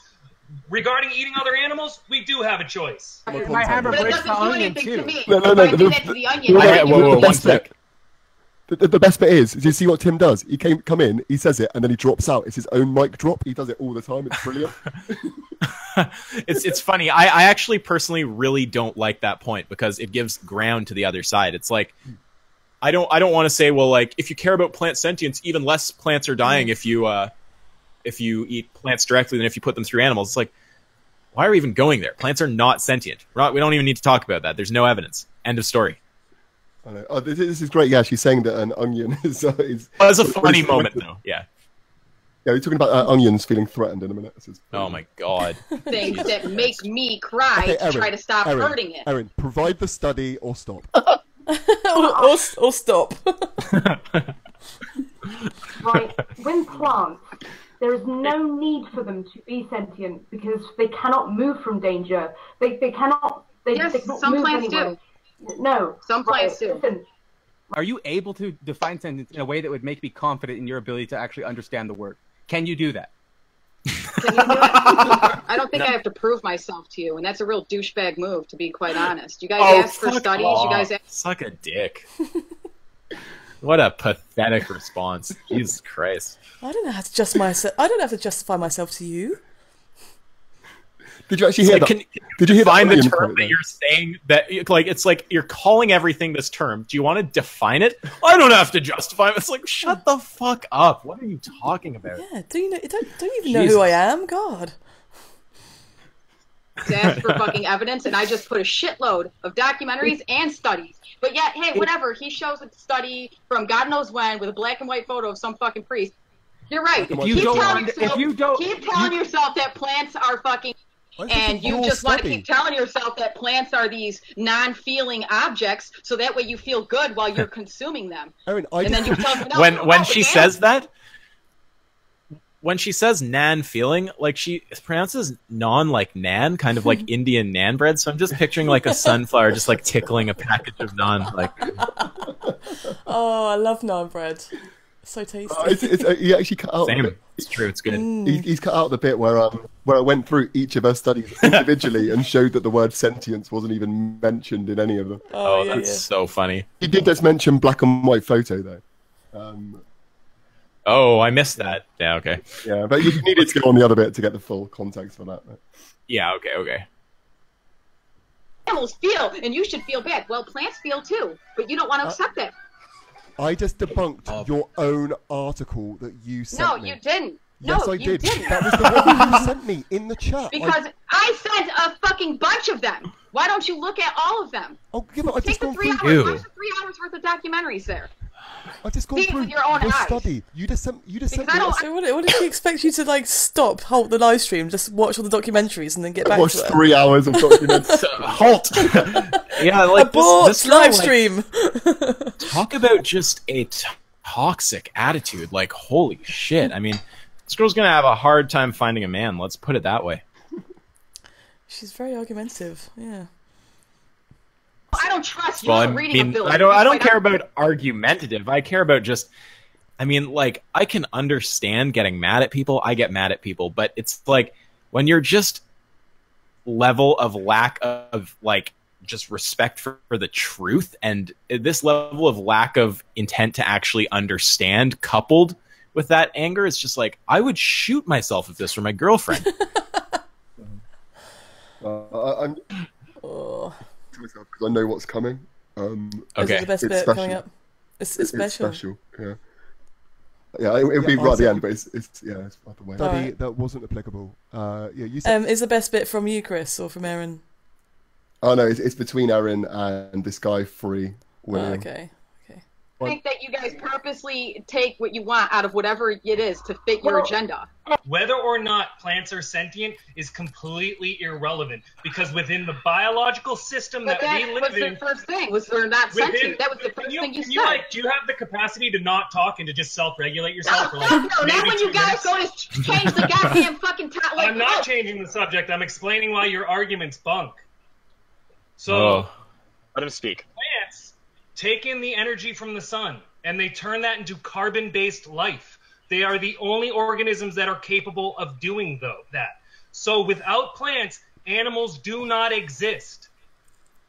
Okay, so animals need plants to exist. So whether or not they're intelligent or sentient is irrelevant. We would still require them to be able to subsist. You do not need animals to subsist. That is the difference. If you do not understand that difference now, you will never understand that difference. Can we also just bear in mind, this is the other study she linked us. Once again, plant intelligence, no sign of the word sentience within the article. Just wanted to point that out. Get it, Tim. Yeah, Tim with another mic drop. I mean, how much more evidence do we need to show now? I mean, like, unless we've got to watch 3 hours of documentary. Do you think bacteria are sentient? Viruses are sentient? Oh, here we go. Yeah. Oh god. Those poor bacteria. Viruses aren't even alive. I know. I'm seriously asking. Does she think bacteria are sentient? Does she think viruses are sentient? Does it work quite? As soon as you become a cell, does it start becoming sentient, or are atoms sentient? Like, I'm asking serious questions right now. Nick, you might say. You don't eat bacterium. You're eating plants. Okay, so why don't you stay on point? I'm asking. Like, oh, you do. You live off of bacteria and virus now. That's what you're eating. That's your diet. Well, if bacteria were sentient, then there would be moral qualms about B12, not right? Your diet, right? I'm going to the point that you guys try to shame people who eat any kind of meat or fish or eggs or milk or cheese. You try to shame them for doing that as if you're morally superior. And I say, well, plants also feel. Now all of a sudden it's like, oh, no, they don't. Well, I'm showing you they do. And then you want to come and jump right in. Can you answer the fucking question? You don't eat virus, so they are irrelevant to the conversation. Logical consistency. Do you understand logical consistency? Do you understand logical consistency? You don't, because they're not bacteria relevant and to viruses sentient? Which one? Both? Neither? Can you answer the fucking question? Thank you. And we do eat bacteria. Who was that talking just then? Oh, Free William. He's just getting built up. He's going to have a rage. Yeah, he's cool. I like him. Oh god, man. What's she saying now? Oh, I don't even know where she's going. Oh, Erin is muted, it says. Okay, well, let's watch the rest. Yeah. If you stop muting me, maybe I could answer the question. One, they're not relevant to the conversation because we're not talking about bacteria. You fucking are. Logical consistency. Because you eat bacterium. Because you eat them. We do. We do eat bacteria. You don't. You eat plants, motherfucker. That's what you eat. In our stomach. Yeah, it's in your stomach, living. It's fucking living, you dipshit. It helps you fucking digest all those. You can kill the bacteria in your stomach with antibiotics. There would be moral qualms. Oh my god, breathe. Kill it now. Yeah, breathe, you are people. fucking. Breathe. You really are. Breathe, guys. Whoa. Jesus Christ. Hilarious. That's pretty unbelievable. Like, bacteria! It's in your stomach! Wow. It sounded almost like a battle cry. Yeah, that's what we did last night. That was a hilarious experience. That sounded like, honestly, more cancerous than my debate with a philosophical vegan. So I'm actually going to not feel as annoyed anymore because I feel like I've been shown that there is a worse reality out there. This is like a calming thing for you. Just watch this and know that everything's okay. It actually makes me worry about whether humanity is going to survive, but whatever. It's going to implode, I think. Oh yeah. This is why we do street activism. Emma, are you wanting to get to sleep? I was just going to say, to wrap things up. Oh yeah. This is why we do street activism, because there's a lot more positive than these online debates. It really just brings it. But these are fun, though. Yeah, these are fun. But yeah. The good thing about online debates, though, is like obviously when you do like one-on-one with people, and you're generally quite polite and everything, but with these, it's like UFC. You just go in. It's like the funny thing is, it is almost like that in the vegan community, don't you think? Like when there is a debate, literally everyone tunes in. People will be up till 4 a.m. It's like you might as well start pay-per-view kind of thing. Like everyone, it is a bit like the thing is, it is. I love the debates. I do as well, but the thing is, I get so engrossed in them, it becomes like a soap opera for me. Are you guys finding that, or is it just me? I just find it like it's like WWF. Yeah. What's that WWE? Kind of like there's a little bit of drama involved in there. And but the thing is, what does it mean for it to become like a soap opera? No, we need to start like storylines, don't we? Well, it's just because I'm hearing the same bloody arguments over and over again. It just becomes so boring. I can't be asked to respond to it's just the same thing over and over. Oh, but yeah. I love the psychology behind the debates and stuff, and why that person's come up with that particular, like, it's just this psychological aspect of it I enjoy, I guess. Sure. But yeah, it's just the same fucking arguments just bore me. It's just fucking... And there's really special moments we'll never forget, like Cognitive Thoughts Rage Quit. Yeah, we're never going to forget. Yeah. That was a special moment. That was actually what I liked about that little compilation. So I didn't realize how many hilarious little special moments the vegan community had in those debates. But yeah, it's like there's a few moments that I think will just be referenced for a long time. Like I always will get people saying "milk jar, shut the fuck up" when I do things. These you need to make some merch saying that. Yeah, those are the moments that will go down in history. Huh? Yeah, we should make merch with all these quotes on. Oh man, merch would be so fun. Yeah, I would definitely go. Yeah, like that's a funny idea. Just putting some quotes from these debates on some merch. Yeah, I mean, the Andy Wolski one. It's something that's necessary. But yeah, what do you say? It's being logically consistent about everything is the most retarded thing ever. It's like, and yeah, I mean, I don't know. Like, I feel that the debates are kind of like a necessary evil. They're like painful to go through. They're painful to watch. Like pretty much any painful experience, they're funny to reflect on after the fact. I mean, I guess people get a kick out of them while they're happening. I just feel like we need to take the actual argument for veganism to the public and just like actually make the argument in the kind of arena of ideas in the same way that, like I was saying earlier, in the same way that the atheist movement did. Yeah. And now it's to a point, at least on the internet, that anyone who's coming from a religious angle, like at least on YouTube for sure, it's like you're just a laughingstock. People don't take you seriously. If your video actually gets widespread, you'll have just massive negative feedback, It's been kind of discredited in that way. And like culturally, I think in a large way it has also. So I mean, I just feel like we need to kind of take the vegan debate to the public in the same way and kind of win it in the arena of ideas, as much as it's a painful, grating process to go through. Yeah. Oh yeah, there definitely needs to be like more of these kind of big debates. Like, there's a really good one on what's the channel? It's called like, Intellect Squared or something. Have you seen that debate? IQ Squared. Yeah, it's a debate forum. Yeah. Yeah, there's a really good one there. We need more. Yeah. We need more of that. Those kind of debates. Bernard and Bauer. No, I wasn't Bernard. I can't. Peter Singer and Philip Wolin.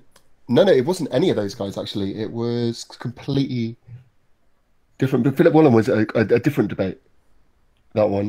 Could add him and add some guy who just came in being like some Aussie guy saying like, oh, it's all part of our culture and all this stuff. He's just some chef.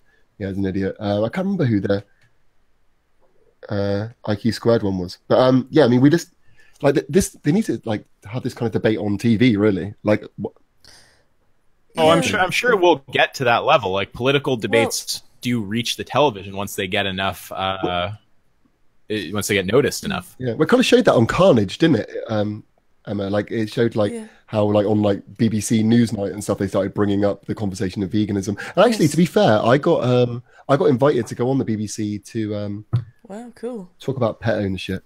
Yeah, it seems like yeah, I've seen a few of these BBC things.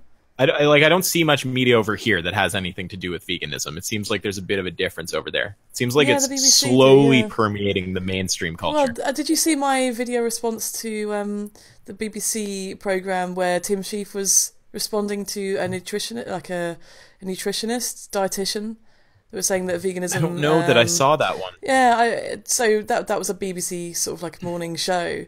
And they had like a couple of vegans that had been vegan for like only 6 months, and then a vegan couple that had only been vegan for like 2 weeks, and another one that was been a vegan for 7 months, and then it was Tim Sheaf, and there was these two nutritionists. I think one of them was actually plant-based, but she didn't actually go into it very much, and the other one was just like totally veganism, there's no proof that it's healthy. It can be really bad for you unless you have to really think about all the nutrients that you get and stuff, otherwise, and it's really hard, all this kind of stuff. And then Tim Sheaf was just wearing this t-shirt that said ethics on the front of it, and he was just like asking about ethics. Oh, yeah. And she was just like, well, I can't, that's not my area of expertise. I can't possibly comment on ethics because I'm a nutritionist and that's all I know about. It was such a good moment. Yeah. I should watch your response. I don't watch a lot of the ones that are like nutrition centered and like enviro centered. I tend to focus on the ethical shit. It's kind of my sphere, but I should watch that one. That was the first. Well, actually, that was the first response video I did where I actually went a bit more into the health side of it and just did a bit of research on the studies into heart disease and how there's a link between like cholesterol, saturated fat, and heart disease and stuff like that.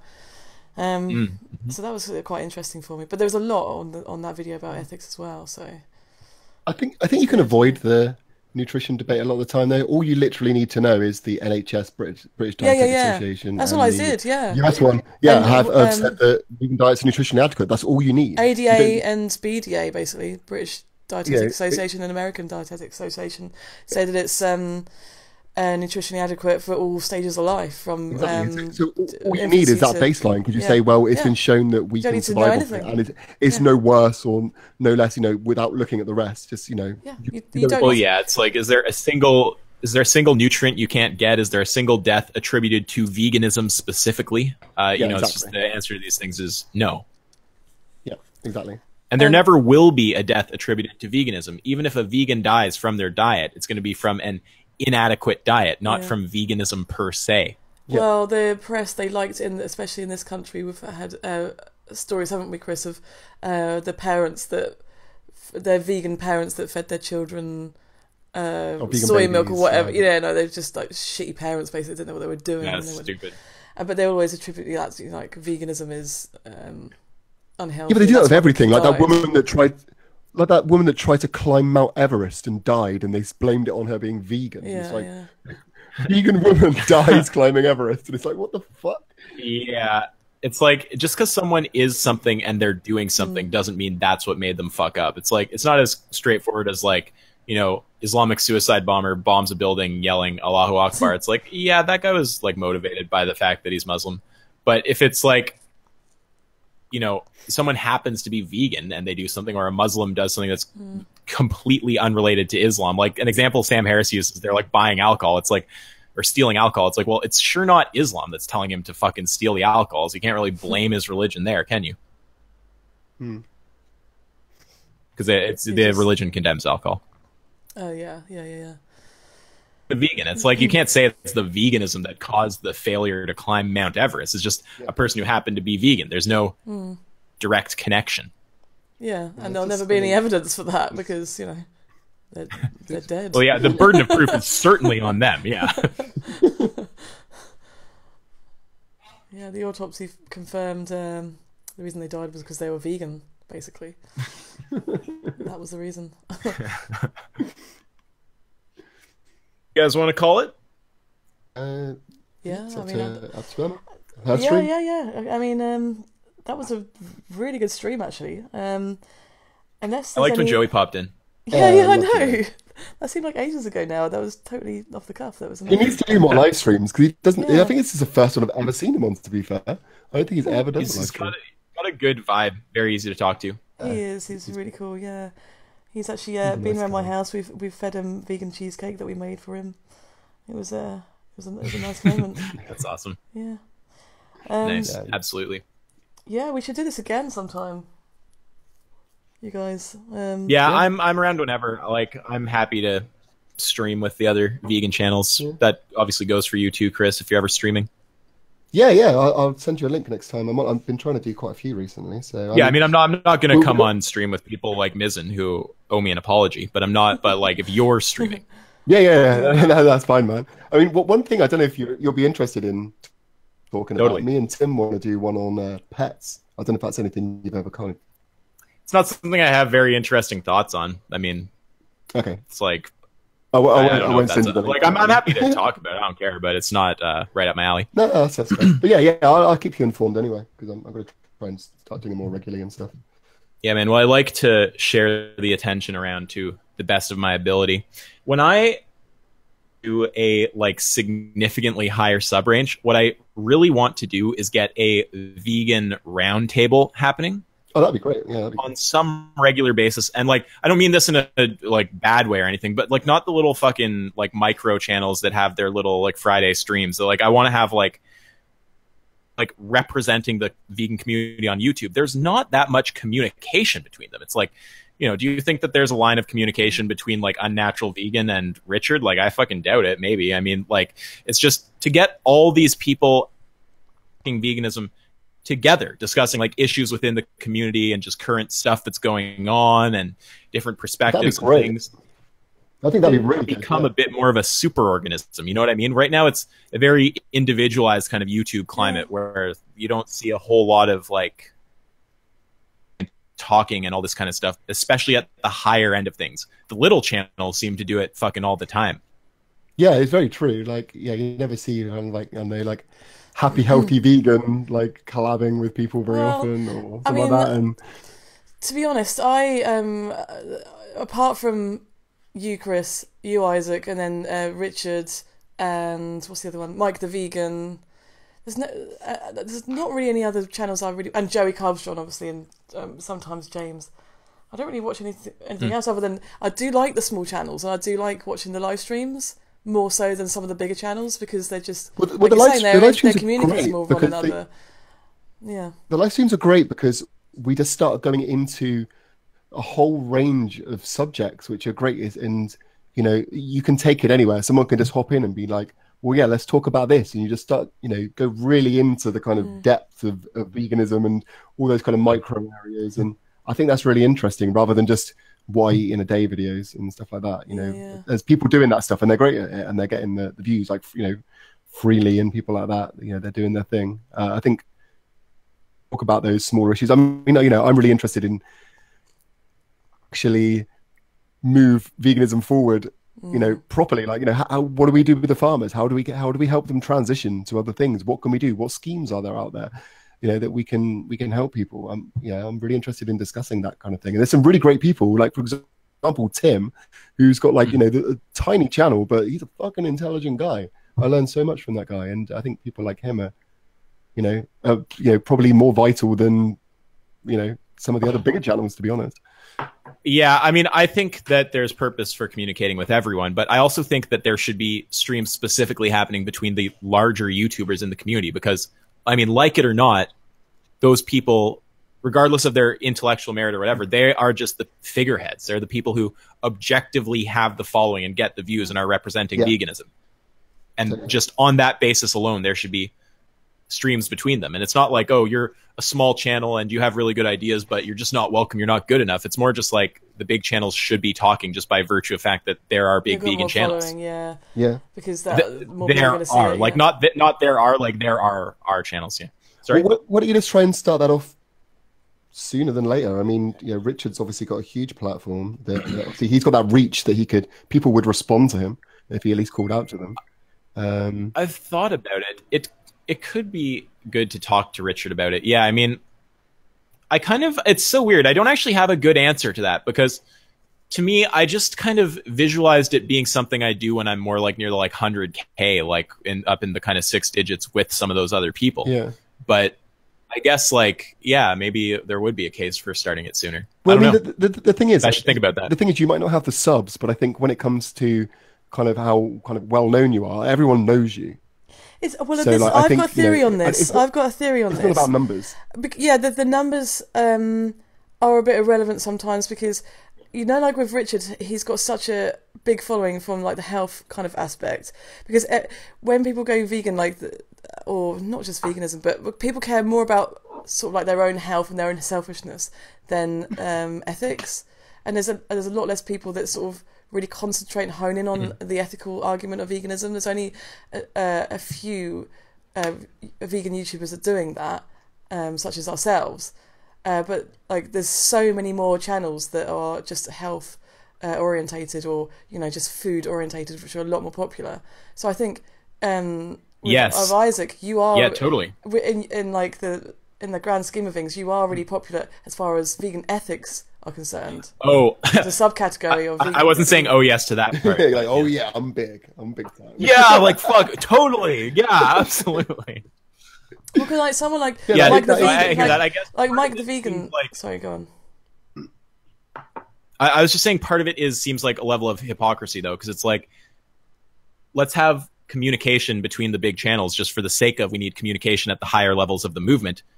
But what, I'm invited on those streams because it's my idea, even though if I'm the standard for the fucking size, there should be way more people on these streams. You know, it's almost, I think that's part of why I thought of doing it when I'm at a bit higher of a level on this platform. Well, I think kind of even if you just, I mean, yeah, you think about it, you could get you, Richard, Joey, we could, I'm sure Joey could rope James in, people like that. You start with those kind of, you know, those kind of people. I mean, they've got big followings. James, you know, you can.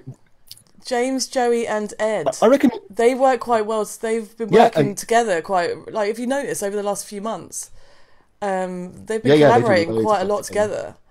And they're getting James, a lot more... Joey, and Ed. Ed Winters. Okay, yeah, sorry, I just had to picture. Earthling Ed, yeah. They've been collaborating quite a lot I think recently, we should. I think you should reach out to her because, I mean... Yeah, that would be a good idea. I think you know, like, yeah, some people hate her, but I think, like, she at least, you know... She at least kind of, you know, I don't know, she delivers angles on things and stuff. I think, you know, she would be a valuable person. Are you talking about? Yeah, well, I mean, I'm natural vegan. Natural vegan. I'm not even like I don't watch a whole lot of Swayze's content, but like, I mean, just by virtue of her size, she should be at a big vegan discussion table. And like, I mean, but like, also she has interesting things to say, obviously. But if it's like the people at the top should talk, then she's certainly in that range. I mean, personally, I would say, like, even though people have like problems with Freely and stuff, like, you'd want to get Freely there. Oh, Freely, there's maybe an exception, like Durian Rider has that kind of size, but he's not pulling views at. No, and he's really, a fucking idiot. So it's like, we don't want him. And like, but I don't want to exclude anyone. Like, fundamentally, like, there's some of these controversial people like Vegan Cheetah, but like, as long as they're capable of being like, what's that word? Civil. Then I really wouldn't mind. Mike the Vegan, of course, Mike the Vegan. Just like anyone who's kind of like up there, who's like, I don't know, either has the subs or is pulling the views. Really, I think people like Mike the Vegan and Swayze would actually be probably quite interested in that kind of stuff. Swayze's actually on that philosophical vegan forum. I think she actually recommends it quite a lot in her videos. Yeah, I mean, I don't know how good the forum is. I'm under the opinion that that guy who I like basically just assassinated yesterday is actually some kind of like leader in that space, like highly respected. I think he runs it. For me, yeah, for me, that's not looking good for the forum. It's like the guy can't understand that he's using an incorrect definition or that he's misrepresenting my position, and it's just it's a dichotomous choice. It's one or the other. I mean, that's not someone who's impressing me intellectually. Yeah. So I don't know how I feel about the forum. But people who actually have social media presence, though, absolutely. And I'd be fine with, again, like some of those channels that really don't talk ethics. They're just like, you know, whether they're like fucking bodybuilders or whatever they may be doing, just get the communication happening. Because I think that the communication is just going to be a more like unified and just connected and awesome community. You know what I mean? Yeah, definitely. I want more of that. I want us to. It's like, I don't know how to fully describe what I mean, but it should just be like, I don't want an orthodoxy. I don't want there to be a certain like prevailing mode of thought. I don't want to do this to like enforce one mode of thinking, but I just want discussion about the differences. And like a lot of these people have their like disagreements. So there could actually be trouble involved. Like, I don't know if like Swayze would get on a stream with Mike. I don't know if Richard has beef with any vegans. I don't know. I'm just saying there's some who might not get on. Like, I don't know if Richard would get on a stream with Cheetah. There's one. You know, like I'm. Oh yeah, just, well, I'm Cheetah's scrapped his channel now anyway. So. I think Richard has beef with Tim Sheaf. Really? I thought that was only because Flat I've seen him debunk him. I don't know if he has a personal problem with him, so I can't speak to that. I think it's just Flat Earth and drinking his own piss. Yeah, that's it. Yeah. Staring at the sun. I guess drinking stuff is not. Yeah, it's like he's listened a bit too much to Sferia.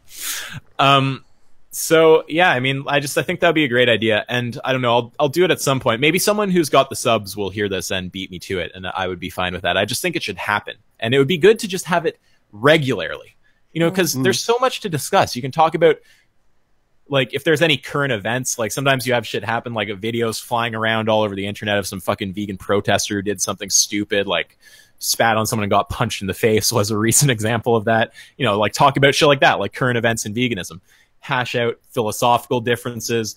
There is room to talk like strategy and stuff, talk about, and also with that level of unison, when shots are fired at the vegan community, we can have a united, coherent response to it, as opposed to like, oh, one or two people respond. It's like, it can be like a force. Between us, there's millions of subs, right? So it's just, why isn't there that connection? I could probably rant about it for a while, but it's really worth doing.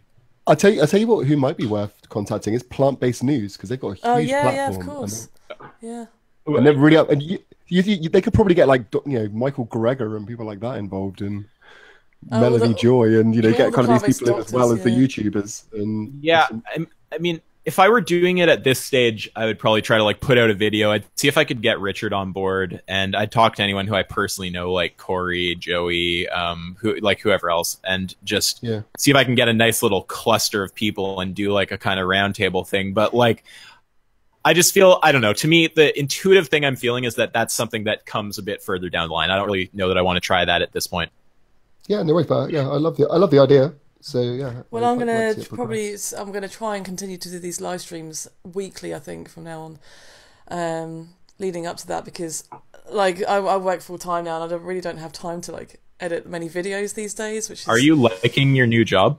I mean, it's the same thing day in, day out. Don't get me wrong; it's just the same as any other job. But I mean, yeah, it's not too bad. I mean, I can put up with it for now.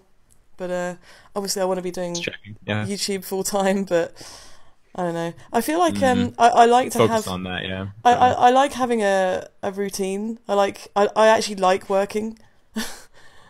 It's a word. I like having a routine that I can I know what I'm doing day in and day out. If I don't have a routine, I have to do it myself or think about how to plan my day. I just like, what the fuck do I do? You know, like how do I be a YouTuber? I don't know how to fucking do that. You know. Man, I have like a fucking routine. I'm like, you know, up in the morning doing my shit. Fucking, I get in the zone and go meditate and smoke a doobie. No, not a doobie. I've often wondered what thing with oil. I've often wondered what your daily routine is. No, I got a whole routine. Yeah, no, and then later, eventually, I'm like fucking make it back here. I get right into videos, just like so into the fucking zone and down to do it. Put in a few hours, and then you know. So let me get when I start burning out on that, do some other shit. So let me get this straight. You wake up in the morning. What, you go out straight away, meditate? Do you have breakfast first, or? Usually I like get some food into me, like usually just some fucking fruit. I would make a smoothie if I had a functional Vitamix right now. And then there's this little park near my house, and it's really good. There's this little sketchy hill that you can kind of climb down, and at the bottom there's a dam.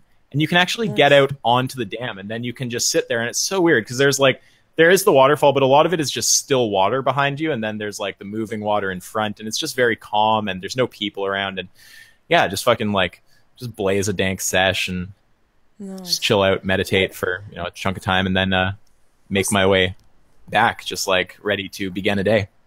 Yeah. Was that the video? Sounds refreshing. Did you shoot that video when you did that one with your iPhone? Was that it's in the same general area. It's not right. It's not where I'm talking about the dam, but it's very close. Yeah. Yeah, it looks beautiful where you were anyway. It's really nice. Yeah. Cool. Well, I guess maybe call it there. All right, guys. Well, hit me anytime for live streams. Great talking to both of you. Yeah, it's been great speaking to you too. Yeah, and you, Chris. Yeah, everyone super chat Emma. Everyone super chat Emma. Give us some money. Sign up to a Patreon. It sounds kind of like you sound Eucharist when you say that. I'm projecting. Yeah. Yeah. No, like the Eucharist, like that Christian thing. Do you guys know what I'm talking about? The Eucharist.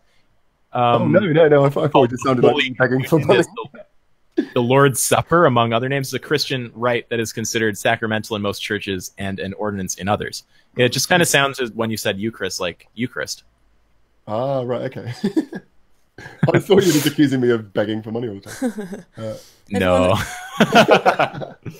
Everyone needs to... All right, guys. Well, I will talk... Yeah.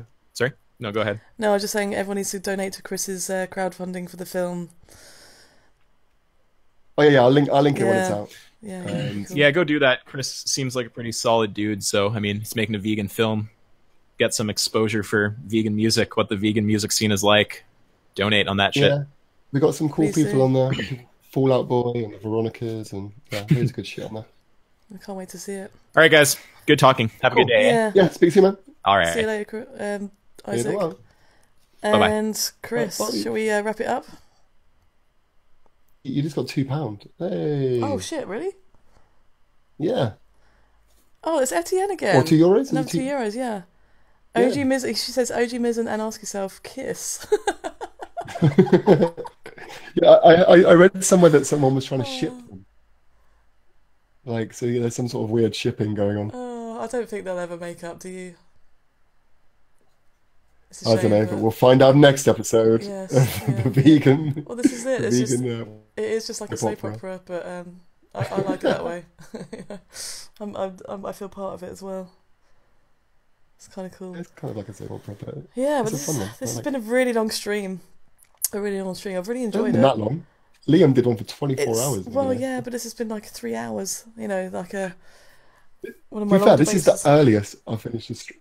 This is the earliest I've finished a stream in a long time. Started about sort of 8:45. Normally like 4 a.m. Yeah. And look, Vohan's chucked you £1 as well. Raking it in. Oh my god, I better stay on then. And we'll stay on. The more you send super chats to her, she will stay on for longer. So it means I might not, I might not have to, work next week if you send me enough. I could just tell the agency, I'll just. She'll add an extra 5 minutes for every person who signs up to my Patreon, because no one has. Hint, hint. Anyone got any questions before I go to bed? Yeah. Because I am really tired. Good stream, Emma, Chris. Thanks, Liam.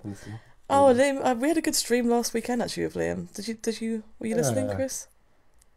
Last weekend. What were we doing last weekend? Me and Liam had a good old chat. It was amazing. I think I saw last weekend's. Damn it. No, I was in a club. I was DJing. I actually popped my head in to say that I was DJing. Oh, I think I was playing Bowling for Soup at the time, and then. Cool. Yeah, I can't see any. Oh, Tim's saying put my Diglett picture up. Oh, hold on. Okay, right, hold on. Screen sharing. Actually, do you want me to find it on the Google and I can put it up on the stream, or? No, it's on my Twitter. Hold on. Let me see if I can screen share and see if people can see it. On my image in Google Hangouts, it'll mean that I stick onto the screen. Oh my god! Oh my god! What? That's a snake diet guy. Yeah. Hang on, how can we get this onto the stream so that everyone can see it? As long as you've got it on Hangouts, it should yeah, pop of course, yeah. Oh no, wait, is it? Yes. Is it on? Okay. Yeah. Yeah, Tim's handiwork. Hang on, Tim, you just said that during the stream. Can everyone see it? We need to make that a new avatar. I might use this in the future. I can't tell if people can see it or not. Maybe I might actually respond to the snake diet as a proper video. All right, I think he can see it. I think he said yes, thank you. I needed that. Is that Diglett? Okay, hold on. We've got more. Hold on. I made the evolution as well. There's another one? Yeah, Diglett evolved into Doug Trio. Oh, nice. I need to see this. Where's the link? I've just put it up on my thing. He just evolved. Wait, hang on. Oh, nice. I'm screen sharing it. Everyone's asking what's a Diglett. We're talking Pokemon here. So Diglett has evolved into Doug Trio. Yeah, I have no idea about Pokemon and what that is. Sorry, you've lost me. Just enjoy it. Okay, yeah. It's fine. Just enjoy it. Cute little pink nose. Just enjoy it. It's like a little sprout coming out of his head, like a potato head, and. Yeah, he looks lovely.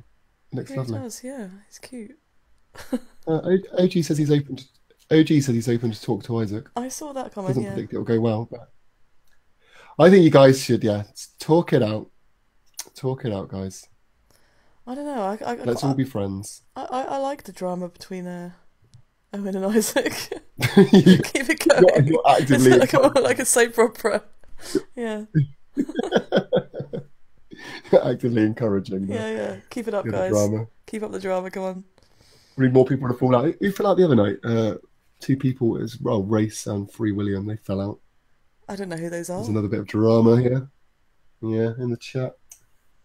Weren't happy. Have you ever fallen out with someone really badly on the chat or anything, or any vegans? No, not. Life, or... I'm trying to think online. Have I fell out of anyone? You're just too nice. That's why. No, not really. I don't think. I mean, the thing is, if I fall out with someone, I just kind of sort it out. I'm just kind of like, oh. I'm the kind of person though that I'm sometimes that even if I'm not in the wrong, I'll just go, yeah, it's my fault, just to fucking get it over with. Just for a quiet life. Because to be honest, I don't care a lot of the time. I'm just like, yeah, blame it on me. It's all good. Right, carry on. Oh no, I totally care if somebody's trying to blame something on me that isn't my fault. I'm fucking having none of it. It depends no way. If it's so minor, then sometimes I don't give a shit. I'm kind of like It's like whatever. Yeah. No, My foot soldier's fallen out with Isel. Oh really? I haven't fallen out with any YouTubers, but I have offended some vegans. Have you? Yeah.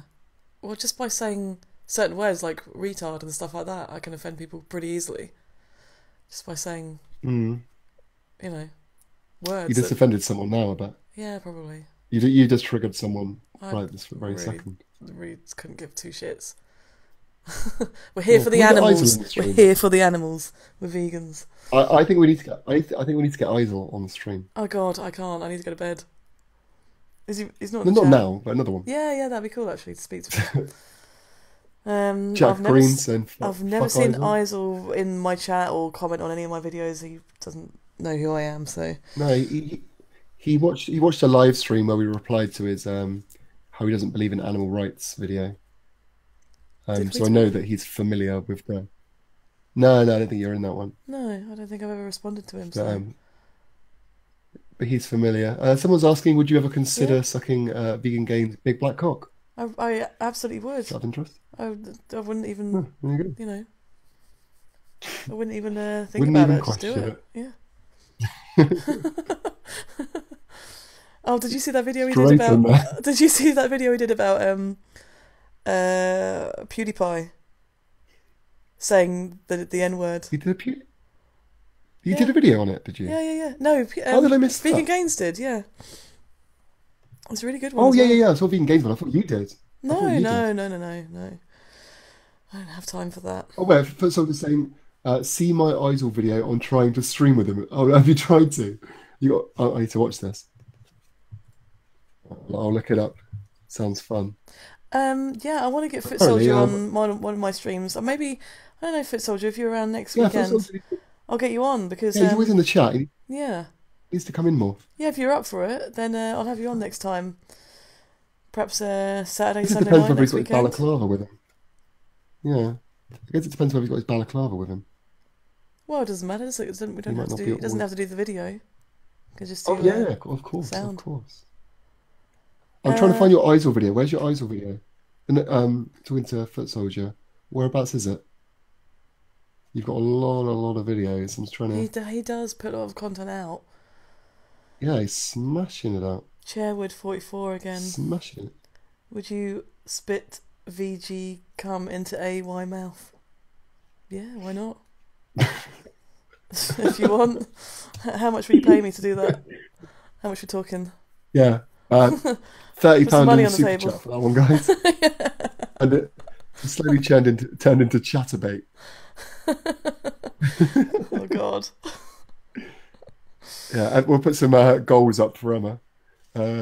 I'll do things as well. It's fine. Buy your tokens. It's quite funny just reading the chat sometimes, isn't it? Come on, more funny comments. Yeah.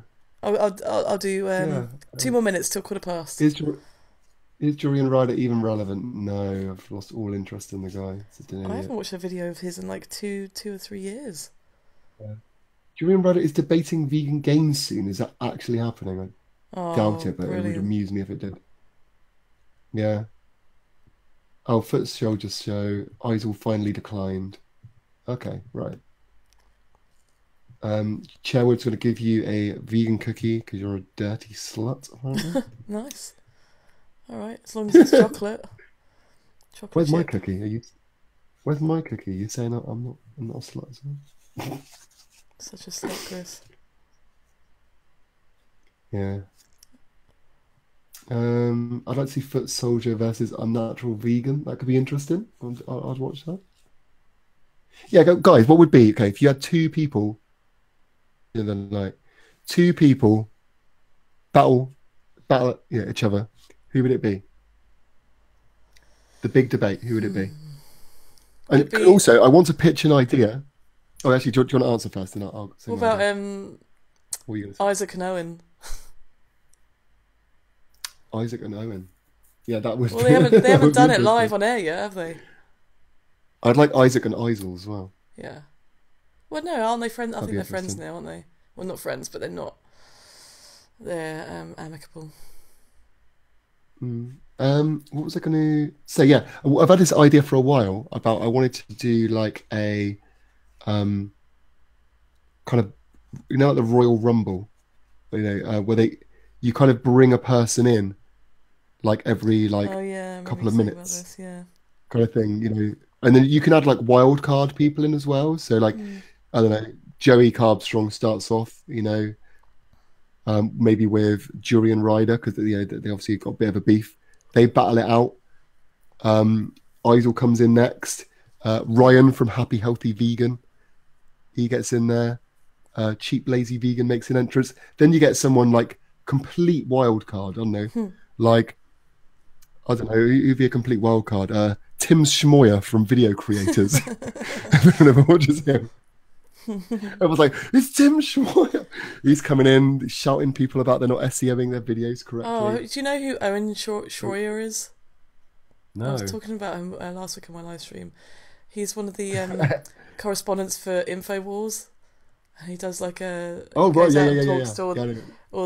like anti-Trump kind of SJWs, like in I think I know you know, yeah, he's like a blonde guy. He's so good at like he's. I want to be people like that. Yeah, I want to do street interviews like that. I want to get to that level. That's kind of like that'd be fun. Joey Carbstrong times 100. Like he just kind of harasses people, just follows them around with a microphone, asking them questions that they can't answer. He makes girls cry. I've seen him make girls cry because they can't answer questions. They just get really upset because they just don't know how to respond. There's some really good battles in the chat here. Milk Jar versus Jasmine. Oh my god! Jasmine versus Erin. Jasmine. Yeah, Jasmine's so cool. I don't think Jasmine would take any shit. Yeah, Jack. Obviously, you'll be in there, Jack. Jack will come in. Then after Jack, it'll be who else will come in after Jack? Obviously, Tim. I want to get Tim and Liam as a tag team. I want to get Jack on the Hench Livestream at some Herbivore point as well. Yeah, Hench Herbivore. He'll come in, followed by Freely, and then another big one, Ben Shapiro. Oh my god, yeah. He'll be in there. I actually really like Ben Shapiro. He's funny. He's just such a. He'll be chucked in there. And then some complete wild cards. It'll be crazy. I don't know who would win. It'll be Alex amazing. Jones. Alex Jones, Lauren Southern, Sargon. Yeah. This is such a good. You can imagine it. It would kick right off. It would be amazing, and then, it would just keep going. Just keep chucking people in. This is all going to happen in the future. Angie from Happy Healthy Vegan. She needs to get in there. Oh yeah. Tag team. Compassionate Living. She's. Yeah, I don't know. The return of Ali Tabrizi. Yeah. Compassionate Living, though, Lucy. She's. Yeah. She's well on the ball. Yeah, she hasn't done anything for a while. Yeah. She's really good. She's a really good like she knows her stuff. She's Oh yeah, really you smart, should tell everyone. You should tell everyone about you're nominated for the VegFest Awards, aren't you? I think. Are Yeah, you? I was. Well, yeah, I was nominated last year as well. For best vegan vlogger. I don't actually do any vlogs, so I don't know why I'm nominated again. Yeah, Let alone nominated in the first place. I looked at the list, and obviously, no offense to everyone, because I know most of the people in there, and I think you're all fucking lovely. Yeah. But it's a really random list. I'm kind of wondering how they picked it. I think I voted for Because, like you said, plant-based news in that category. Because I really enjoy their content at the moment. I love the plant-based doctors, the interviews that they do with the plant-based doctors. I think they're so relevant and so important at the moment. In terms, because just right off the bat, back of what the health and stuff. Yeah. I was just a bit confused about. I mean, I'm just wondering where the nominations and stuff are coming from, because I don't know how they find it. Like obviously all the all the channels are obviously really great channels. I mean, I've got nothing bad to say about. Like I said, I know everyone who's in it, but like for example, picking out say Compassionate Living. I mean, she hasn't really done anything for a while. She's been a bit quiet, and like Ellie as well, Ellie the Earthling. Obviously, I love Ellie. Ellie's amazing. I love Ellie. Yeah. But I haven't seen any videos for her for a while. Yeah, I hope I'm still subscribed to her. I think that'd be awkward if I'm not. I definitely. Yeah, she's still going. I think she might be. I think she might be still at uni, so she's probably. I don't know whether she's finished her course, I mean, she hasn't she's uploaded. Starting a new job or something. Maybe she's getting into a career because I know that she's. She's in the arts field, so. Oh no, so you're talking about not Ellie. I'm talking about Aisha. They both haven't done anything. Aisha, yeah. That's what I'm talking about. I'm getting confused. Yeah, I mean, Ellie hasn't uploaded. Yeah. Ellie hasn't uploaded for like 10 months. Obviously, like I said, I love all these guys, and I want them all to win because they're all incredible. But like I said, I was just wondering where they got the kind of. It just seems like they kind of worked out. Copied and pasted from last year, doesn't it? It really. Yeah, this is kind of what I'm trying to work out. So for anyone that doesn't know what we're talking about, it's the VegFest Awards. So London VegFest is coming up on, is it the 21st of October? And there's nominations for different categories of vegan awards. So I'm up for best vegan vlogger if you want to vote for me. But there's a lot more, there's better people in the category. I think that would. Everyone vote for Banana. I would say vote for One Planet Pizza. In the best vegan fast food category. No, seriously. I'm not saying it. We can vote for them. Yeah, totally. One Planet Pizza are the best. At the moment, you can only get it in the UK. But vote for Banana. Vote for Banana in vegan vlogger. I mean, I love all the other guys, but Banana's my girl. Yeah, if you're watching this live stream, you should really go and vote for me. I mean, yeah. Actually, I'm going to link. You're on my live stream, so yeah. Right. Hopefully this will work. Yeah. Okay. Yeah. There's it. Go and find the. What's the Jewish question? Vlogger. Go and vote for Banana. Jack Green is asking about thoughts on the Jewish question. Well, I don't actually know. Jewish question? I have no idea. What is the Jewish question? I don't know. Chris and Emma's thoughts on the Jewish question again. Right, where's? I didn't even see this. No. Oh, I've seen. Jack said Ben Shapiro versus Ask Yourself, Name the Trait debate. I would love to see that. Oh yeah, because they're both so fiery. Has Ben Shapiro ever expressed any? I don't think so. I don't know. No. I don't know. If anyone would know, it would probably be Jack Green, who's in the chat. I don't interested to know if I think has Jack Green responded to Ben Shapiro, or was it somebody? I'm sure he. Oh yeah, he did a video. Yeah, Ben Shapiro supports anti-vegan propaganda. Apparently, I have to give that a watch. Yeah. So that would be interesting. I'd be interested to have a read of that. Yeah, I don't know what you're going on about with the Jewish question. The most important question. Yeah, talking about the Rothschilds. Thoughts on the Rothschilds? I don't know. I don't know anything about the Rothschilds. I don't know what that is. I'm sorry. Oh, he debunked Shapiro's onto vegan shit. Okay. Cool. Well. Yeah. Jews invented carnism. Really? Okay. I don't really know what's happening now. I'm just reading people's comments in the chat. Yeah. Okay, well, I think I need to go to bed. Yeah, let's wrap it up. Yeah, it's been a really good stream. And Chris, thank you ever so much for sorting out this sweet layout. I'm gonna. No worries. Once I close down this setup, I'm hoping it will save it again, so I don't have to change anything next time. It will. It will. Yeah. Yeah, there's going to be no after party from me, unfortunately, guys. I'm going to try and actually get an early night. But if anyone else wants to start the after party, go ahead. Maybe Liam might want to host, or Tim, or someone. Maybe hop over to their channels. Go subscribe to everybody in the chat. Yeah, have fun, guys. It's the end from us now. Yeah, and super chat the shit out of Emma. Give her loads of money. Maybe next time. Good, right. Please come and watch again next weekend.